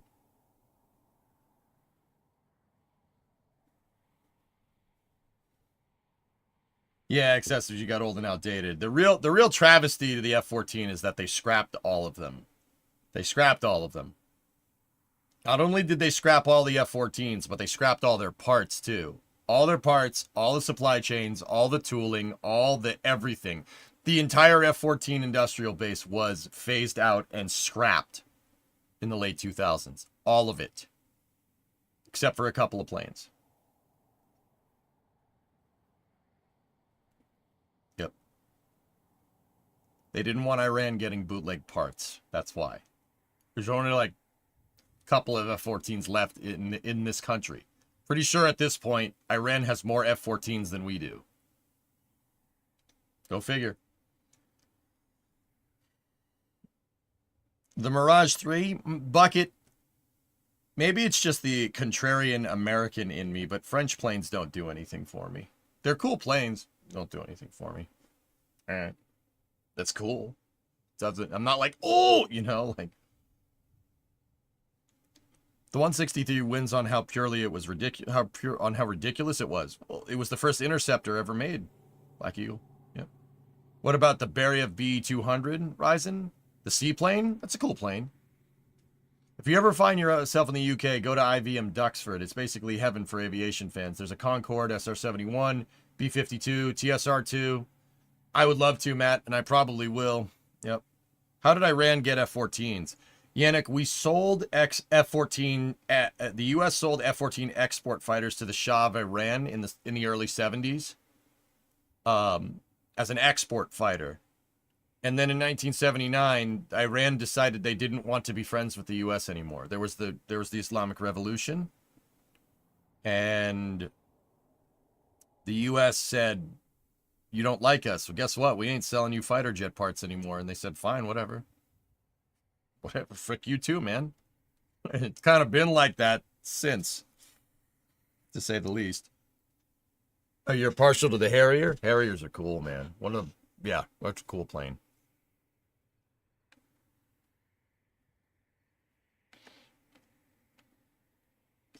Actually, Iran did show off in my just passings around the internet and my travels around the internet. I did see like a propaganda video from the Iranian Air Force, and they're flying around F4s and F14s, and I'm like,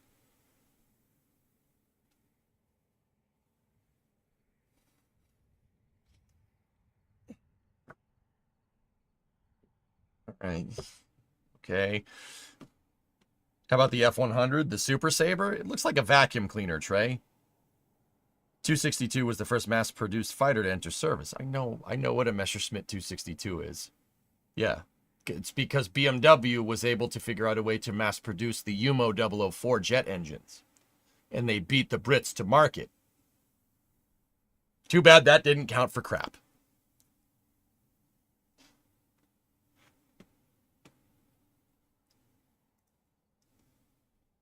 Like I said, like they're just,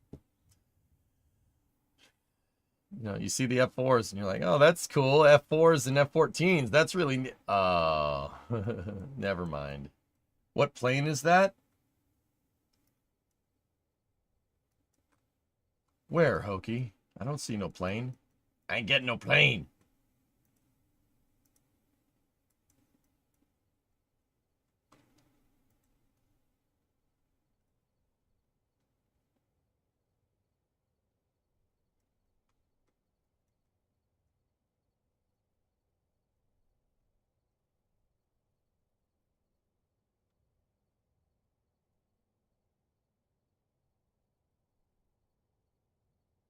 Thoughts on the Draken? It's cool. Doesn't do anything for me. Cool plane. It really doesn't. It doesn't do anything. I can see the parallels between military aviation and NASA in terms of dollars. F-22. Example, F-22 is air superiority and it's going away. All of our fighters are multi-role master of none. Yeah.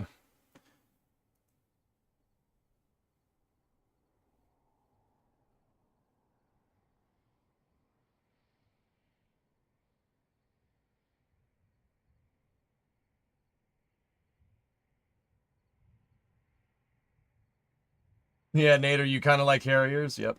Yep. Oh, there's a bus in the way. I was going to say, I don't know. I don't see any plane in that picture, dude.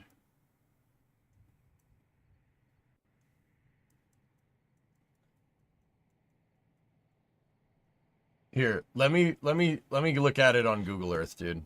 Hold on. I like the Harrier. I think the Harrier is one of the most ingenious planes ever designed, dude. Seriously, the guys at Hawker Siddeley really had a really good grasp of aerodynamics there. Like a really good grasp of aerodynamics.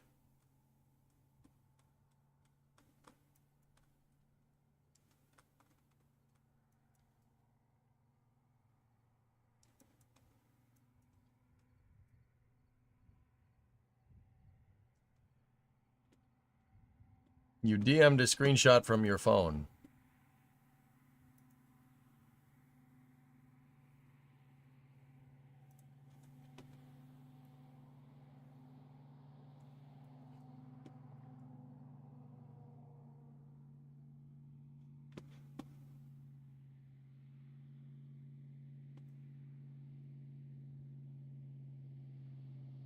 Where?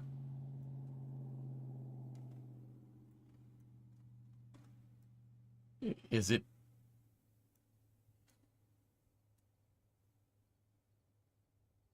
All right, Blackie, get some sleep, dude.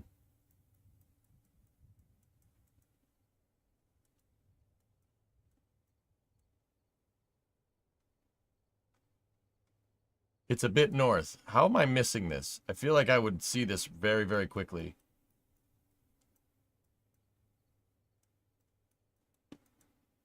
Ah. Yeah.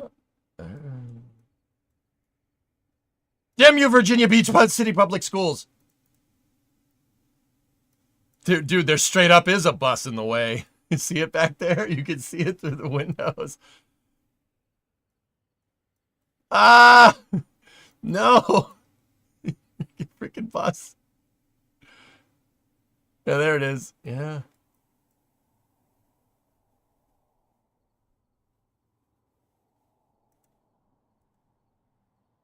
Yeah, that's an F-14.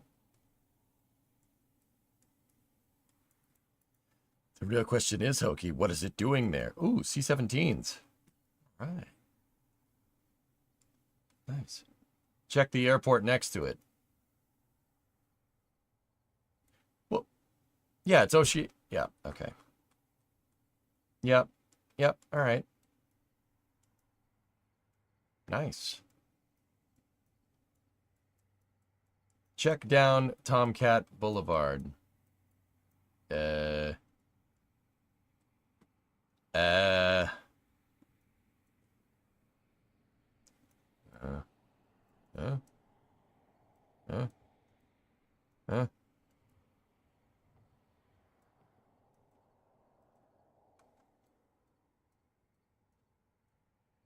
Yeah. Yeah. Yeah. Yeah. Yeah. Yeah, okay. Yeah. Yeah, there's... Look at that one. Ooh. Ooh, that's an interesting paint scheme for an F-18. It's a Gate Guardian, Tessa. It absolutely is.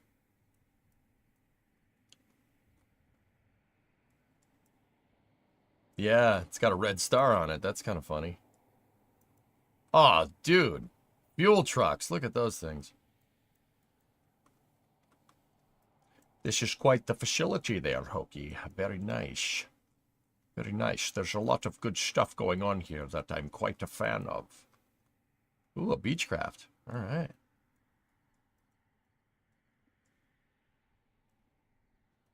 Oh, dude. Can you imagine somebody's job is to just, like, walk out here, get in this plane, and fly it? Like, that's still something that just my brain has trouble with. Trainers. Another F-18 just chilling over there. Ooh, drop tanks. Drop tanks. More drop tanks. And defined golf course, as usual. Oh, let me see. Oh, yeah. Oh, yeah. Great. Where are we? Oh, yeah. Okay. Do you know why there's so many F-18s there? Because those F-18s are designed to, you know.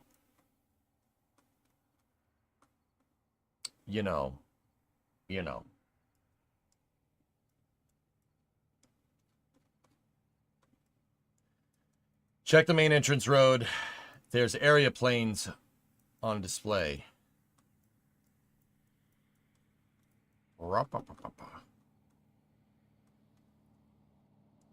Stop flying over you. No.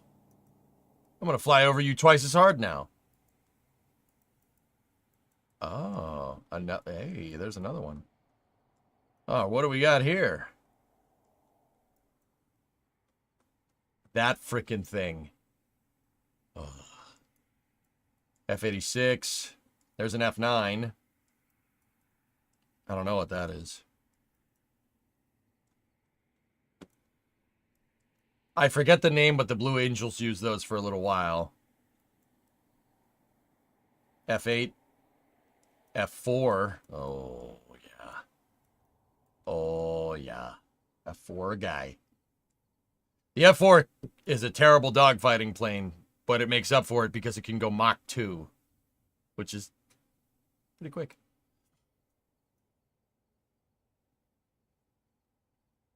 There's a Corsair K scooter. Yeah, and dude, I just want to point out how ridiculously large an F-14 and F-14s and F-4s are. They are gigantic freaking planes. The F-14 is huge. It's a lot bigger than you might think. Like, look at it compared to an F-86. See what I'm talking about? You think you know how big an F-14 is. You don't know how big an F-14 is. It's freaking huge. Even the Phantom. Phantom is gigantic. You DM some pictures of an F-14 in person. Mach 2. Oh, God. There's an A7 right there. F-18, A4.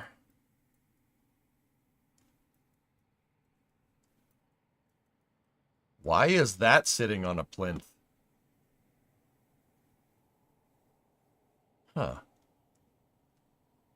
Any comment about Top Gun 3? They're making another one? Screw the other airplane. Compared to the road. Yeah, right. Yeah, that's right. That's a good point. There's a Super Hornet just sitting there. Wait a minute. Was this where... This was... We saw this on Space News when they restored Super Hornet serial number 1. That's it, isn't it?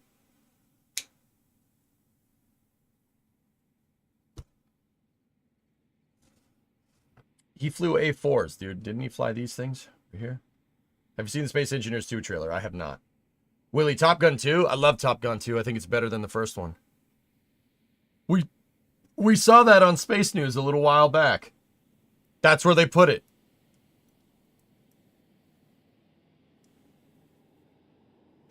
Yeah. Ooh, an A6. A6? Yeah, A6. Cool. A lot of nice specimens here.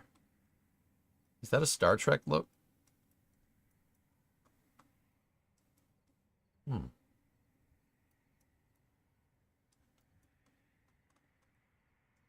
What's the difference between the normal F-18 and the Hornet? So, Alex, that's an FA-18 over there.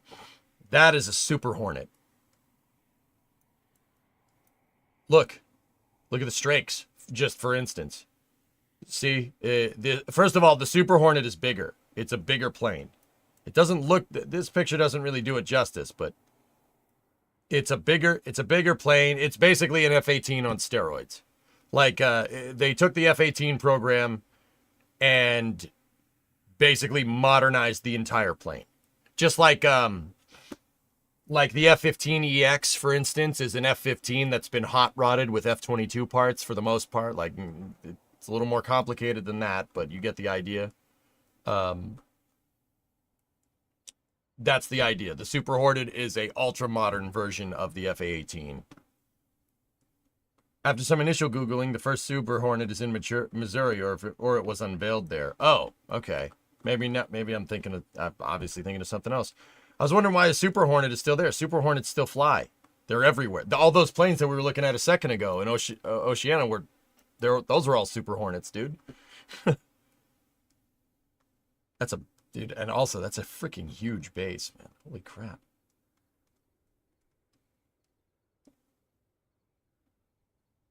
That is a monster of a freaking base. But then again, it's Virginia Beach, so.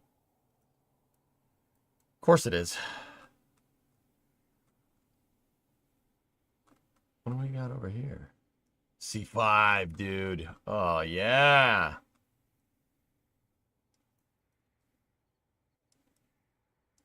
Beast mode. There's an Atlas air plane just doing something over there. C-130. What do we got over here? Oh. Look at that. E3s, right? E3s? Partial to the A6. A6s are very underrated. What Cirrus said, yeah, I agree. All men in my family work for BA Wharton. We live a half mile from the runway. That's cool, Pat. You need to come to Oregon and go to Evergreen. I knew the curator for Evergreen for a long time, David. Yeah, I knew the curator for Evergreen. She don't work there no more, though. I know about Evergreen. It's got the H4 Hercules. Yeah. You don't really realize how big the C5 is until you see it from above. Dude, look at it compared to the C-130. Look at it compared to the car. C5s are huge. It's bigger than a 747. It's almost as big as a 225. It's very close.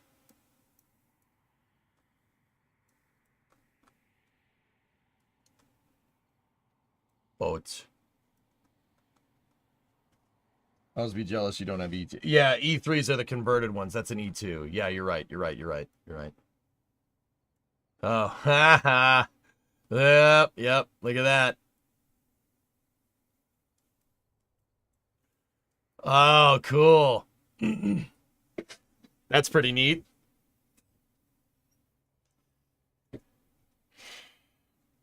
Yep. It's carrier runway for doing practice landings.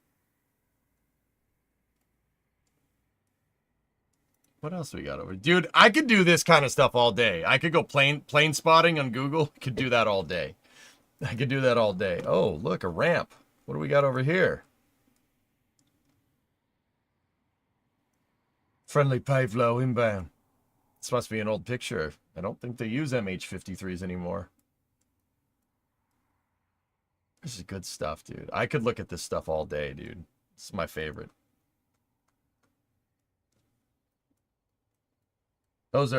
See those helicopters, dude? Those are big helicopters, man. Those are what you flew, 53s, Bob? Yeah, that's a big helicopter. Did you fly the 2 or the 3 engine variant? Yeah, because not a lot of people know those things have 3 engines in them. Yeah. It's a big helicopter. It's like the size of a Greyhound bus. Both get to the chopper. They phased them out, though, dude. They phased them out. They replaced them with MV-22s.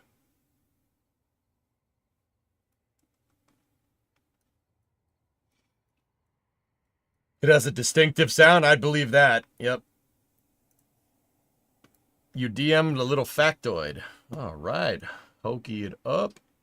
Also, nice pictures, Graham. Yeah, there you go.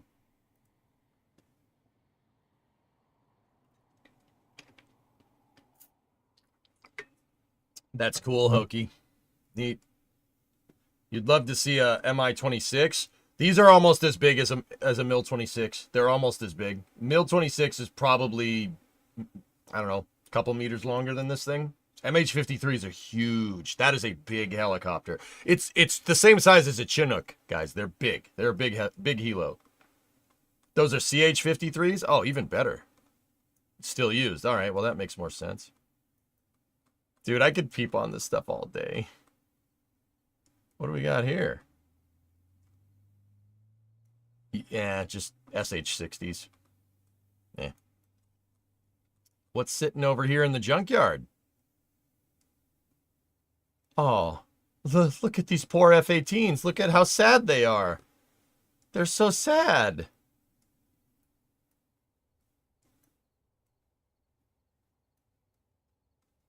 .53s are much larger than a 47. I'll take your word for it, man. Oh, look. Helicopter carrier. I can save her. I can fix her. What's going on here? What's that, Spartan? Let me see. Yeah, dude. That's a great picture, Aqualix. Yeah.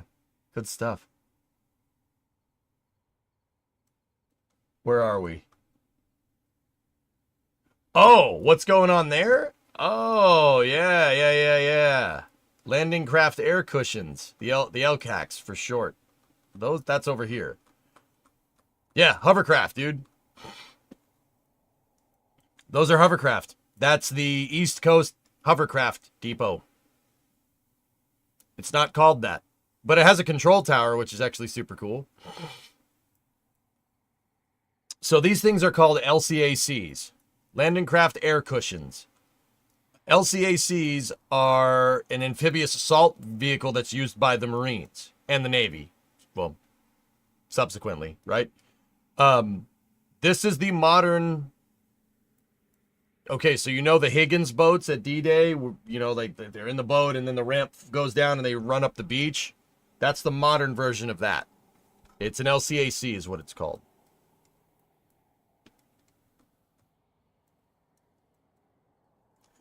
So you basically put a bunch of... You could put AAVs on this, which I don't understand why they still use those, but hey, whatever. It works. You could put AAVs on this. You could put Lav 25s on that. You could put whatever. And this thing basically will drive up to the beach. The reason why they made it a hovercraft is because if there's any obstacles on the beach, it'll just float over them. You tank traps or whatever, you just float over them. Yeah, the skirt's made out of Kevlar and stuff, so you shoot at it, bullets bounce off. Well, Probably don't bounce off. It's probably powerful enough to withstand a couple of leaks, if I had to guess. But yeah, those are LCACs. Fun fact, if we go to... If anybody has been on the 5 going southbound towards San Diego, if you go past the San Onofre power plant, you get down to Camp Pendleton, right?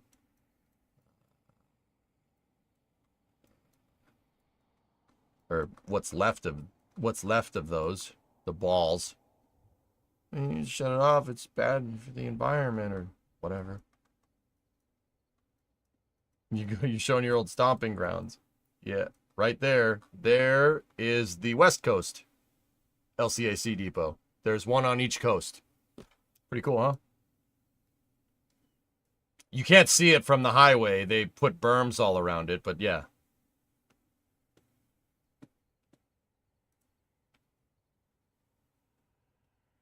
What do you got there? Dude, that's nuts, seeing one of those things do that. Crazy, man.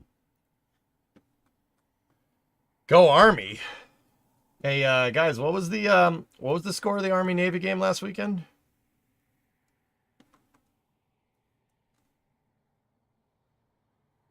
What was the score of that game?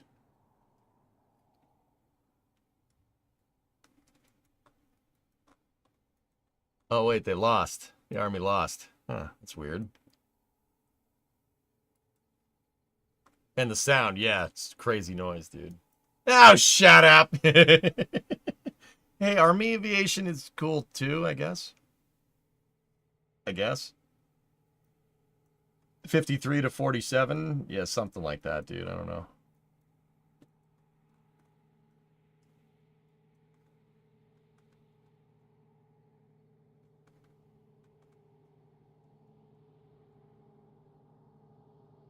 Do you want some A12 pictures? I've stuck my head inside of an A12, Graham. I'm good. Check this out. The 53K. Yeah, CH-53. That's what we were just looking at, dude. It's a monster. It's got 3 engines in it. Yeah, 3. There's 2 up front and 2 on the sides and then 1 behind the main rotor assembly.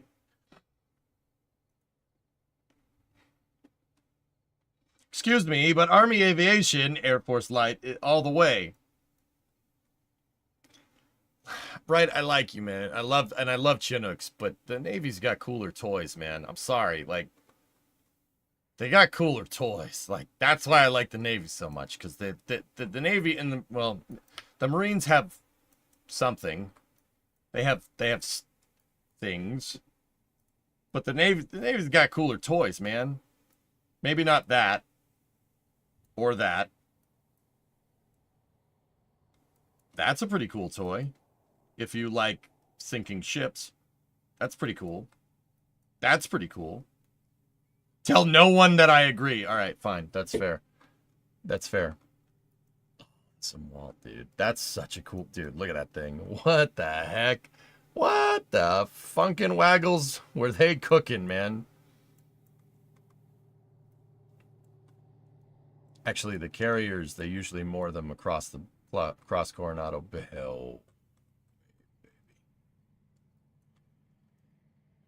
Let's tie this back to museums. Go over here, and then there's the Midway. The Midway is an excellent museum. If you're in Southern California, go to the Midway. It's pretty awesome. This thing isn't as big as a Nimitz or a Ford class, but it's almost as big as a Nimitz or a Ford class. It's close. Isn't that the railgun ship? No, it was supposed to have railguns, Shinny, but they ended up never doing it. Went there after the last TwitchCon, my guy. What are the black jets at Langley? Langley? What are you talking about?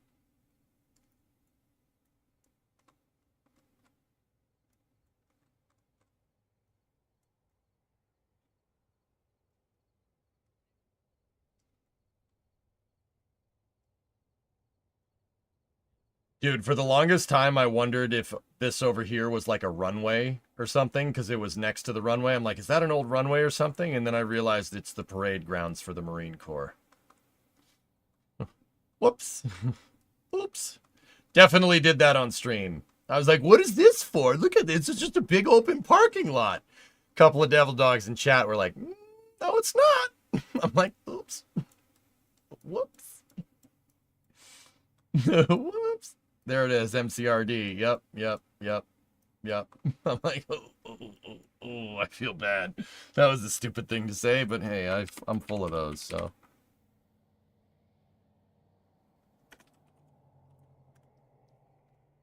What are we talking about here, Flip Up? Let me take a look. This is Langley Air Force Base. All right. So you said there's black planes here. Let me see. Those things? T-38s, dude. They're T-38s. So, guys, the Air Force, the Navy, whomever, anybody that flies planes, like in the Department of Defense, they have OP-4s. That's what these planes are. That's what the darker planes are. Like we saw that F-18 with red stars on the wings. It's painted just conspicuously painted to look exactly like a MiG. They're called OP-4, opposing forces or aggressor squadrons. It's basically well, once upon a time they flew actual enemy aircraft from people that had like defected and stuff, right? But then they stopped doing that, and then they contracted it out, and they started contracting out like aggressor squadrons to companies like Draken, which Jared Isaacman started. He doesn't work at Draken anymore. He sold his company and left when he decided he wanted to be an astronaut instead. But yeah, that's what these are opposing force, OP-4 or aggressor squadrons. That's why they're painted like that. They're called adversary also. Yeah. Mm-hmm. Like Jester and Top Gun. Yeah. Yeah, exactly, Ordon. Yeah. Mm-hmm. Yep.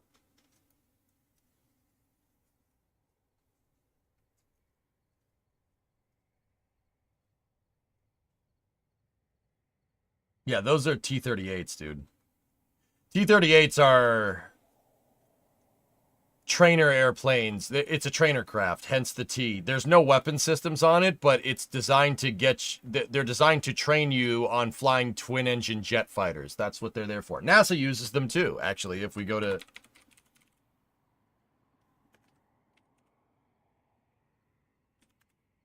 Ellington Airport in Houston, you could see NASA's fleet of T-38s. They're here somewhere.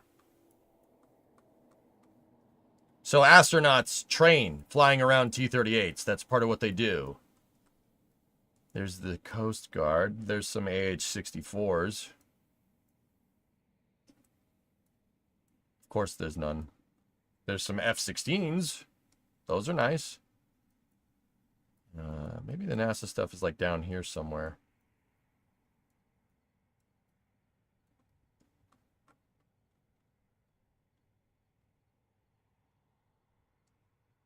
Maybe those. But anyway, NASA has a fleet of T-38s that they use to train astronauts.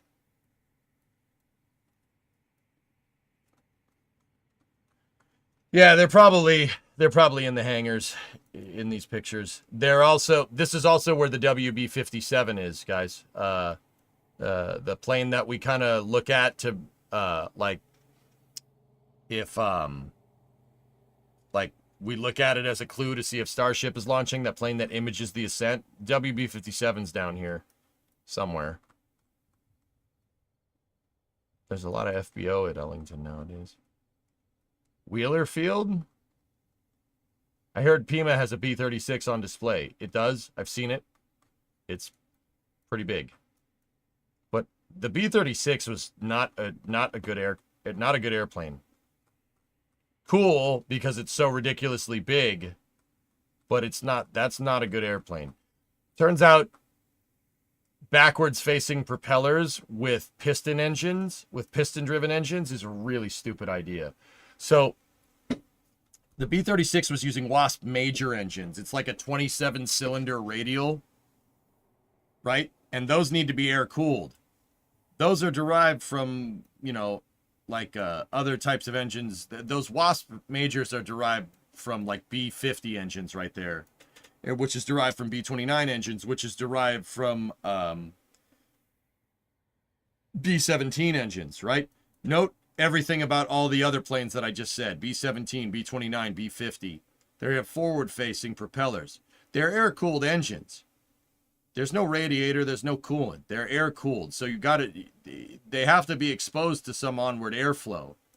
When somebody comes along and decides they want to put a wing in front of one of these engines, the engine has trouble shedding off all that heat because there's a wing in the way. It's not exposed to oncoming air. Now, the B-36 did try to make up for that by inlets. It has 6 intakes, 1, 2, 3, 4, 5, and 6, right? It did try to make up for that, right? But it couldn't. It couldn't make up for the fact that the engines were lighting themselves on fire because they were overheating. That's why they fitted jet engines to it to try and fix it. I'm telling you, and the B-36 program was made on a cost-plus contract. It was made on a cost-plus contract IDIQ, if you really want to know, that Convair lobbied for after the war.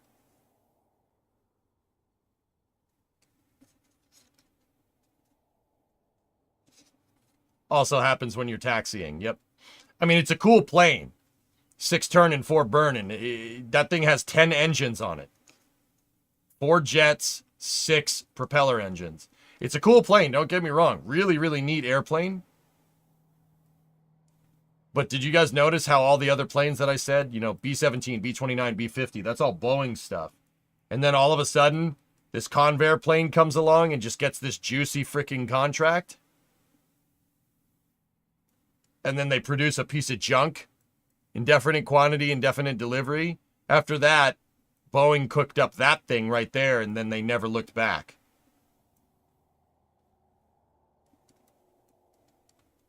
Imagine if they went with in-wing jets, though. Oh, I could get behind that, Aqualex. It'd be pretty cool. That's a B-47, and the B-47 led to that thing right there, the B-52, which we still use. If there was a tech tree for World War II, you know how like Hearts of Iron goes a little bit longer than, than like 1945, the tech tree starts to go into the early 50s. The B-52 is the top of the World War II tech tree. Yeah, if you really want to know. And we still use them. Actually, the new upgrade, dude, that's a bit of space news that I can explain with you guys. I don't know why that's up there. I don't want to see that. I want to see that. There we go. Hertz posting pictures of radials. There we go. That's a cool bit of space news if you really want to know. The space news cycle is slow today, guys, which is why which is why we've been talking about airplanes for a little while.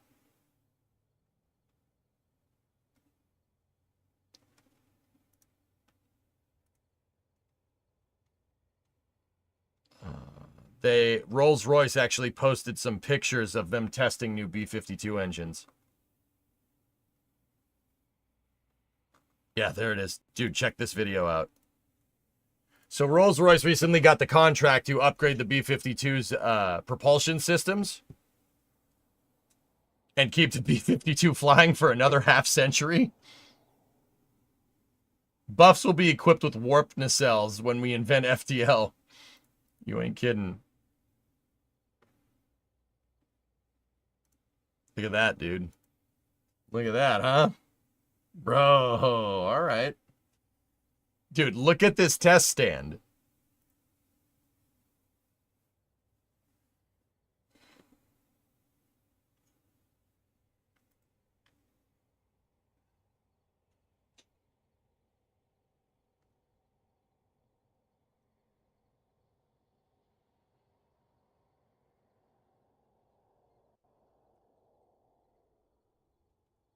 I don't know who you're trying to convince, but all right.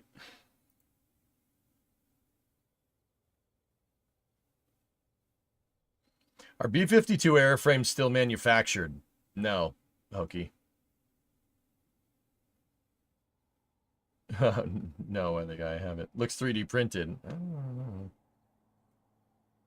But that's cool to see. Look at, dude, the twin engine cowl. I still think that looks sick. The twin engine, the twin engine nacelle is still an aesthetic, man. That's a vibe.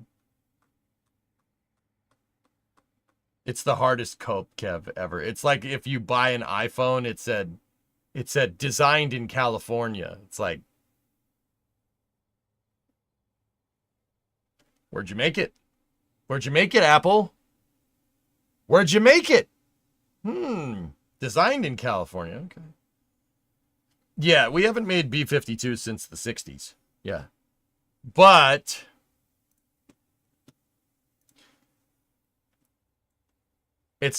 we have enough parts to keep the airframes that we have running for an extremely long time.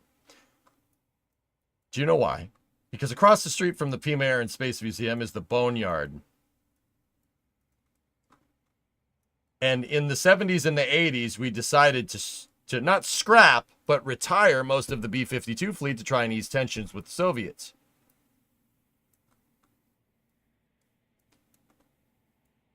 So let's just say there's a lot of parts left over. There's enough to keep B-52s flying for an extremely, extremely long time. Oh, you think that's all of them? Nope.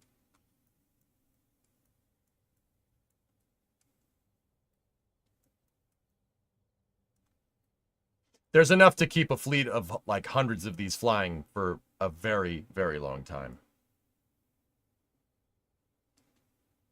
And when we run out of tech, we'll be far enough ahead that we'll just be able to print them.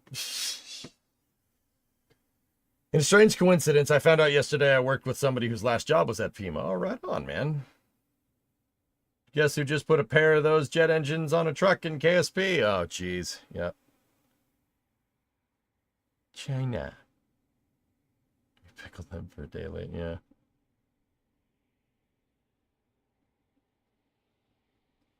Yeah, orange, yeah, there you go.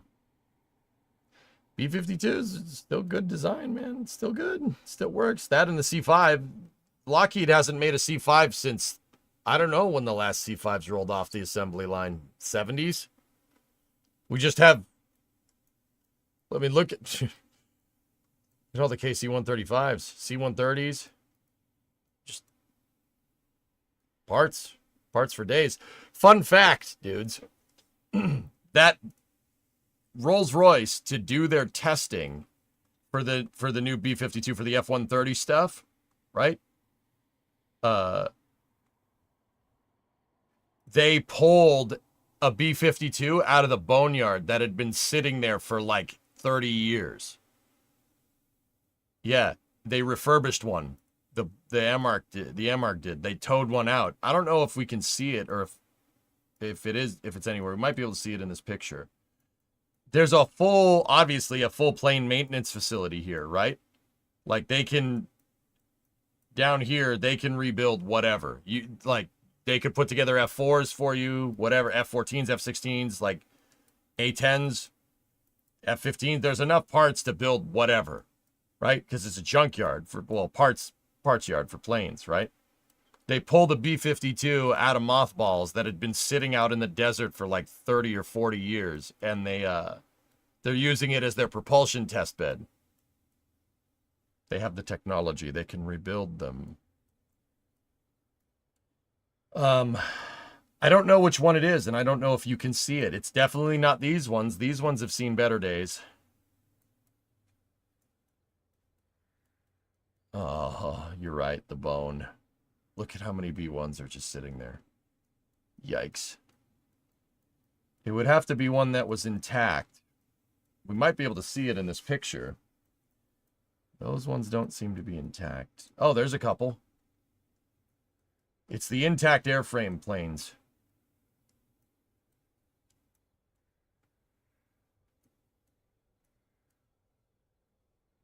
What is your favorite B1 variant? A. Here's the clip I was thinking of.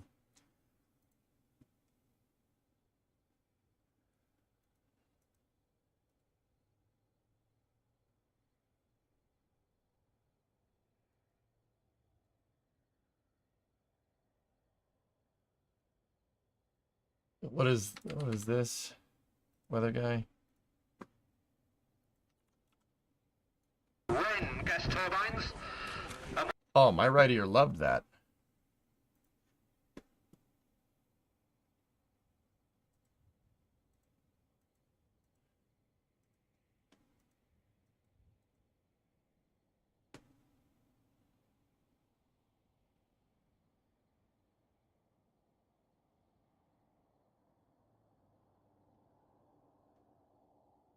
Did you know they made a turbine train? It's the G-Tel. It's my favorite train of all time, Phone Sister. Yeah, of course I know about the G-Tel. It's a turbine that's burning heavy oil. So, don't do that. Bank angle. Bank angle. Don't do that. It's going to fall out of the sky. I'm telling you right now. That's way too steep. You can't bank B-52s like that. They'll fall out of the sky.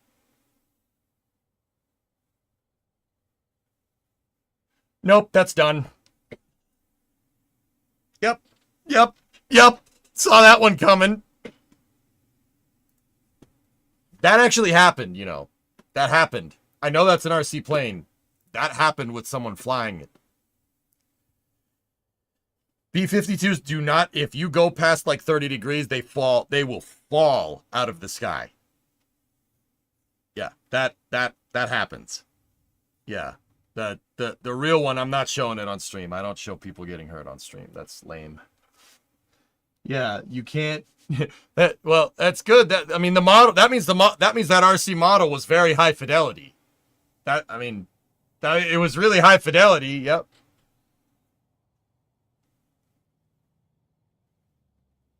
Was.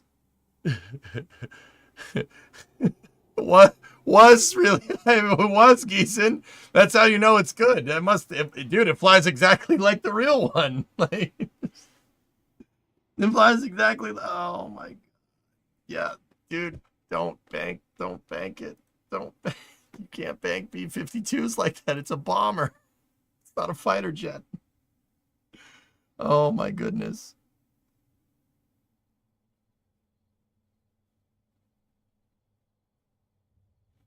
If you want to open a can of worms, a bunch of better videos of huge RC planes. Weather guy, I think RC planes are cool. Are cool. RC planes are pretty sick. Like I've watched like Cleater's videos flying RC planes around. It's not something I'd ever get into. The reason why is because I had RC planes in middle school and I kept crashing them. And I kept crashing them so much I was like, why do I do this? This is stupid. I keep crashing these. I keep crashing these damn things. Why do I do this?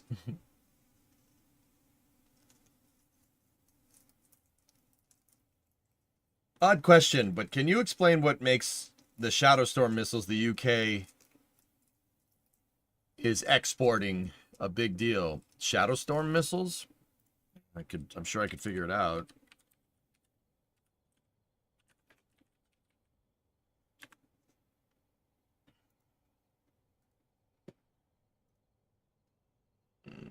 It's a cruise missile, dude. Cruise missile. Long range. That's why. It's a long range munition, Klecko.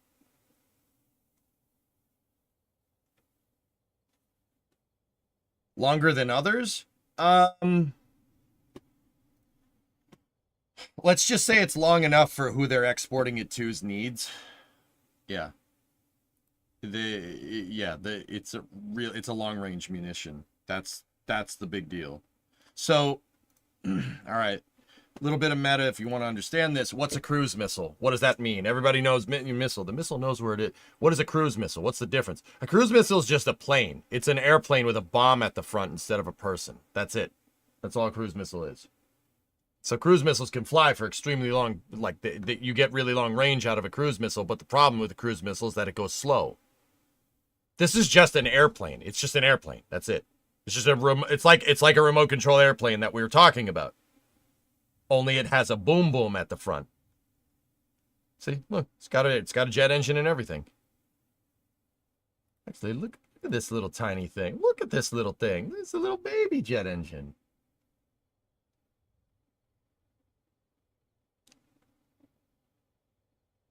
Are you doing workers today? No, Trey, I think we're going to play Satisfactory. So it's a weaponized drone, yeah.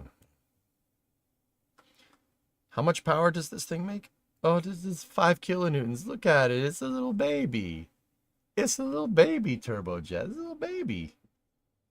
Is it reusable? It's reusable once.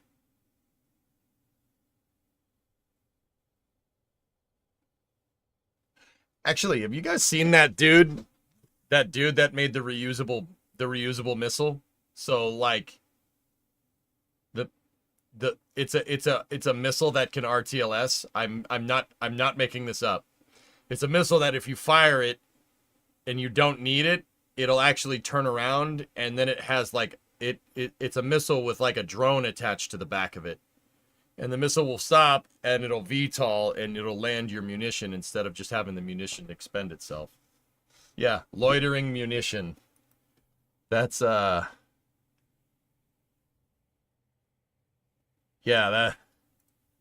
it's a little messed up.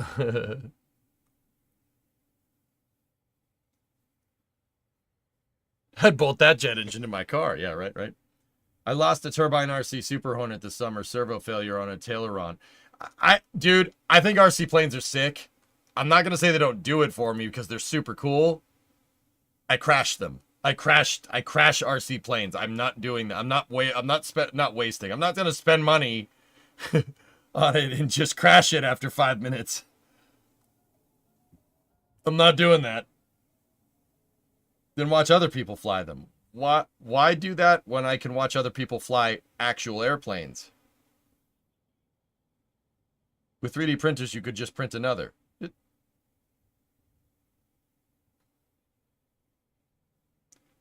Too many hobbies. That's a good point. But too many hobbies.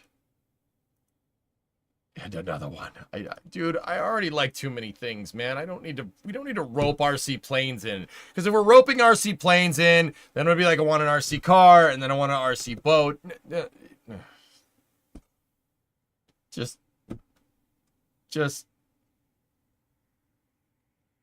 no.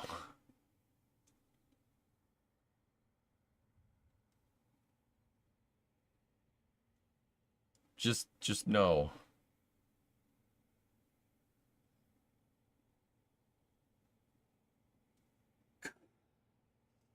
You cannot crash an RC boat. Watch me. Hawks, we had a whole discussion about that before Space News, man. RC aircraft carrier. I would find a way to sink it, dude. What would it look like if you mashed all your hobbies together? I don't know.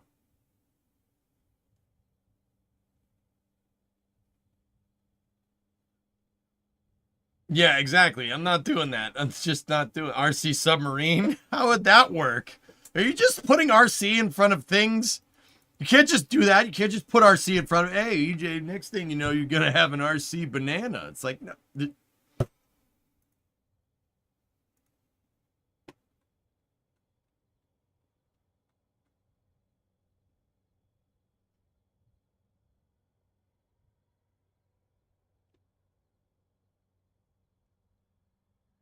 Oh, man. You are making me so angry. Estes Rocket Mustang video set to Van Halen. That's all your hobbies mashed together.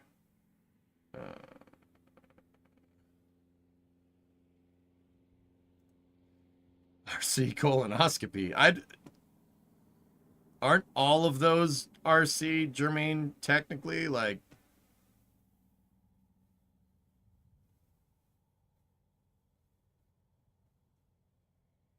are we finishing the Pillar of Autumn tonight?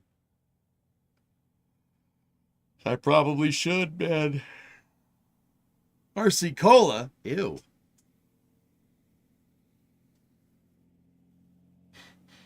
RC Square Hole.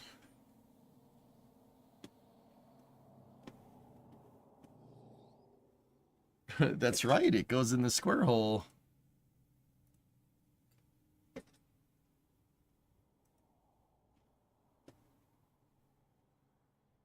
The POA is almost finished? No, not even close. What is this? What they got? It's an RC submarine. No, I'm ending this Space News. I'm ending it now. Let's play Satisfactory. RC Cola's Flat Coke repackaged. Thank you! Building a Pillar of Autumn model? I'm building a 1-to-1 scale model of the Pillar of Autumn in Satisfactory.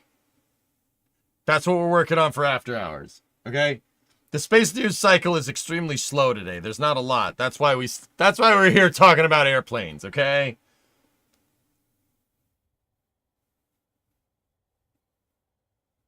You could drive an RC Dr. Pepper. Nope. I'm jogging the VOD. I'll be back in 5 minutes. Nope. YouTube chat, stand by for loss of signal. Twitch chat, don't go anywhere. I'll be back momentarily.